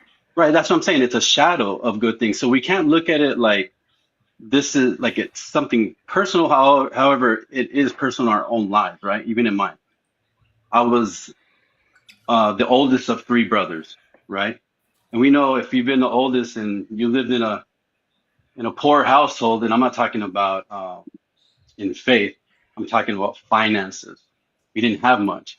My mother died when I was 11, so I was forced. I'm sorry to hear about that. No, that's okay. I really thank God for me experiencing that mark upon my body because it allowed me to grow. It allowed me to see that was my mother a good mother? Was my father a good father, regardless of anybody else's opinion, regardless of my opinion? Am I able to step into their shoes? Who was my mother amongst 7 brothers who came from Mexico? The youngest of 7. So I didn't understand my mother because when she passed away, I was 9 years old or 11 years old. I'm sorry. So it's no different than like when I look at this story, I see myself playing the father, the son, and the other son because I've been every single one of them. I was an addict and I came back. Even as a Christian, went back to addiction and came back. So someone can say, well, you're not saved. Well, I'm still here. I'm still here. And a lot of people, I just heard somebody say something about if you're on drugs, God doesn't talk to you. Don't say So the D word, please. so I'm like, well, if the prodigal son was in filth and was a part of the world, was he not still a son of God? Oh no, I think it's great that his dad took him back. Let me Yeah, tell you I something don't see about really my anything. kids. Yeah, sorry. Go My ahead. kids have all flown off and done their own things, and a couple of times my kids have come back and said, "Hey, can I stay Right. with you? My house is always open. All of them know that Amen. forever." Amen. Until Amen. till the day I am alive, Amen. I will share my last morsel of food with them if it's all I have, and they know that. Okay, but if one of my children is out there living their life selfishly, throwing away their money, partying, doing all that, and then they say to me, "Can I come live with you?" I'm going to say yes, but I'm not throwing them a party while neglecting the other child who has stayed here, taking care of me, helping me with my home, cooking my meals, cleaning my kitchen. I'm not going to neglect that child. Like I said with the last guest, if this had been me and I had been that father, I would have went to the other child and said, "Listen, your sibling is coming home today. And I'm really happy because I think we're finally going to be Amen. able to help them. And I think we can all be a family again. And I'm really Amen. excited. But you've been here and you've worked hard and I see you too. So what I want to do is throw a big party for the both of you." And that's Right. what I would have done. But God didn't do that in that story. Well, Instead, he was like, "Oh, you came home. And this other one who stayed and did everything right, don't get mad. Don't get jealous. Don't get upset." But those are natural feelings. yeah. You should be mad. Right. You should be Right. jealous. You Right. should be upset. And those are for natural those are natural feelings, right? From our natural man. Yeah, the Now feelings we that do God gave me when He right, designed me according to right, your belief. right. To serve you, not for you to serve your anger. I See, your don't, emotions you are can there to be serve you. angry. Well, You Paul can be says, justifiably right, angry.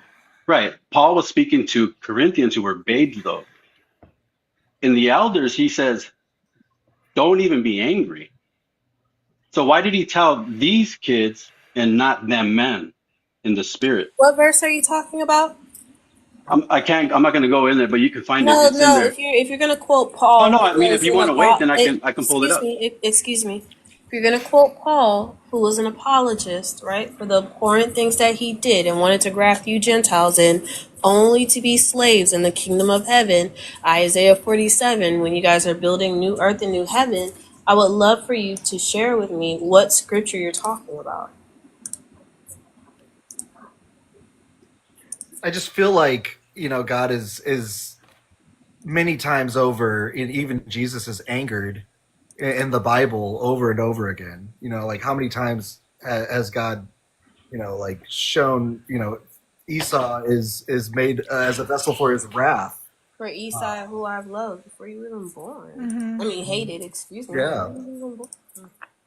So like, Yeah. I feel like it would be in God's image of a human to, also be angry naturally.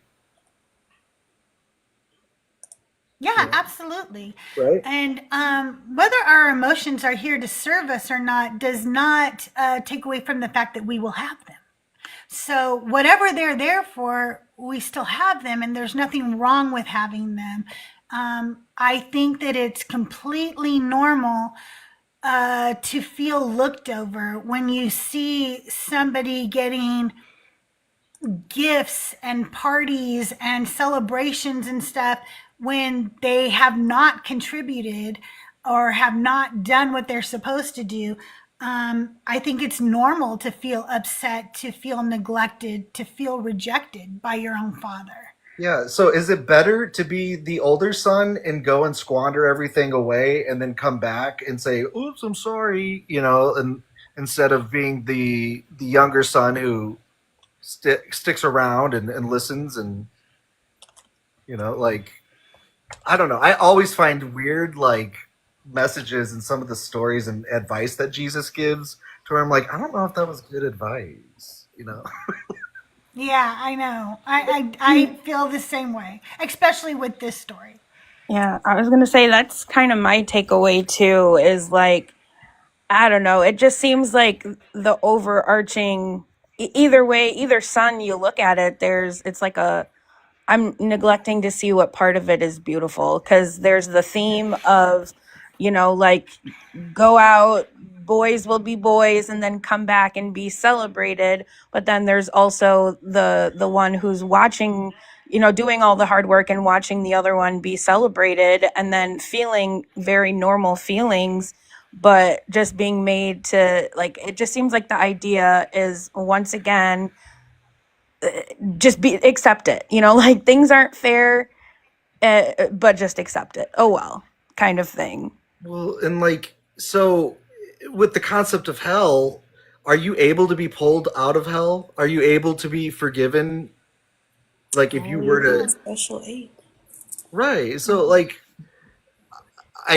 I'm seeing a contradiction, where if the moral of the story here is, like, if as long as you're willing to come back and say like, I'm coming back to you, I've given up all of these other things. Basically, it is like backsliding, like I've lost my faith or whatever, and now I'm coming back to Right. Jesus.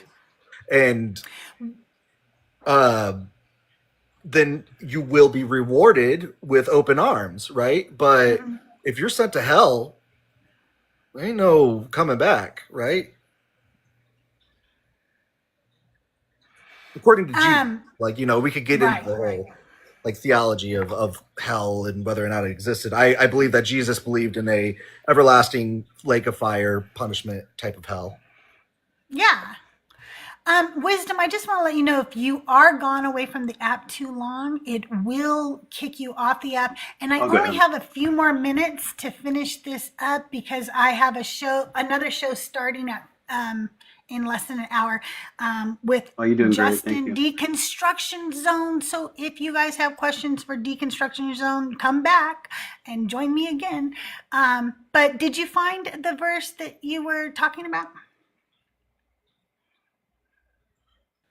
We can't hear you if you go off app too. I don't know if you knew Yeah, that. you could just tell us the verse because I can read it. Oh, I'm sorry. I can't even look it up because I'm not even around Wi-Fi, so I'm using my hotspot. Oh, okay. Okay. But Well, I'm I have gonna you on go. here though, so I'm gonna be Awesome. following you, and it's just a great group. You know, I don't like debating, but I like bringing truth, and that's experience. Because I can bring the Bible all day, and I realize that every podcast, everything, it's just an argument, and instead of saying, how has this personally affected you, and what have you learned, and what can you share to edify the group, regardless of age or religion, like what is it that you can share to the table that's going to edify humanity for the best? And I think you're doing a great job, whether you're Christian or not. I really believe that Well, thank you. God has a bigger calling for the platform and using you, CrystalJae, Well, and the I people would that have are on this thought that platform as too. well. I would have thought that too when I was a believer. So I don't take any offense to what you're saying, but I do want you to know that that's I'm never going back to this God. I can't say that I won't ever believe in God again. I mean, maybe someday some God will present themselves to me, but this God It would has make me shown to very. me that I'm sorry. what?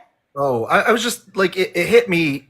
It kind of just hit me just now where it would make me kind of sad if Johnny was just using the platform, like to like try and save you. I would rather have an open and honest discussion, like in search Right. of truth, right? Like I Right. feel Right. like That's what I like. I'm yeah, searching for truth, and right now, the truth I'm finding is that the Old Testament was written for a tribe that I am not a part of. It was never written for me, and that the New Testament, well, that's just another story. That's about a cult who decided to appropriate a religion, change it, make it their own, and spread it by the sword, frankly. So it's just not something I would never. Even if this God showed up today and said, "I am Yahweh, that is me," I would be like, "Fuck you." yeah, Like you were horrible. You hurt so many people. People matter. That's the only thing that matters to me is people.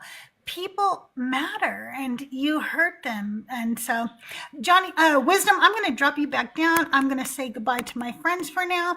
Benny, Zena May, Tahir, thank you. Tahir, I hope we get to do this again in a few days. We'll look at our schedule and we'll do another one. What do you think about that? Did you have fun? I did have fun. Yeah, I was a little worried because, like I said, Bible isn't my strong point, but it's the discussion element that I really enjoy, being able to, ask questions and, glean from like the understanding of the believers and kind of dig more into it that way. So thank you for having me. It was an honor. Well, thank you so much for being my co-host and super mod today. And are you actually my mod? Did I ever mod you up? Yes. Okay, I wanted to make sure. And Benny, as always, thank you. So, whatever you did for me on this YouTube thing, you're going to need to do for me on the Justin one too, okay? So that I get pushed out. yeah. Because I don't know. I Mason, thought I had tags in there in the description. do you give me? Can I make the title? Because I tried to add in buzzwords. The title is going to be Decon Q&A with CrystalJae and guest Deconstruction Justin. Oh, Deconstruction Zone. Okay, yeah. So yeah, that'll work. Okay. I just want to make sure that his name is in there because I know a lot of people search Oh it. yeah, it's in there. Okay, good. Chat, thank you for all the likes, the shares, the gifts, the subscriptions. I'm now 13 away from getting the 50 subbies we need to start giving out free subscriptions to the chat. And I think if I work hard during Justin's live, I might be able to reach that goal. You guys, if you're not following Benny and Tahir, please do so right now. Tahir is going to be having a podcast pretty soon regarding deconstructing and people who have deconstructed their stories, and hopefully more information about deconstructing and so forth. And Benny Boy here is who I lovingly call the puppet master, in case you don't know it. And the reason I actually call him this is because a lot of creators like myself have given Benny the keys to our YouTube and whatever else. And so he goes in and does stuff behind the scenes that you guys don't always see. But we all couldn't do what we do if it weren't for Benny. So we love him and he's amazing. And yeah, make sure you're following Benny too. What did M say? Crystal missed the chance to do an April Fool's stream before the great TikTok ban. Yeah. All right, you guys. I love you. I'll see you in 45 minutes right here with Amen. Justin. Decon Q&A, Crystal.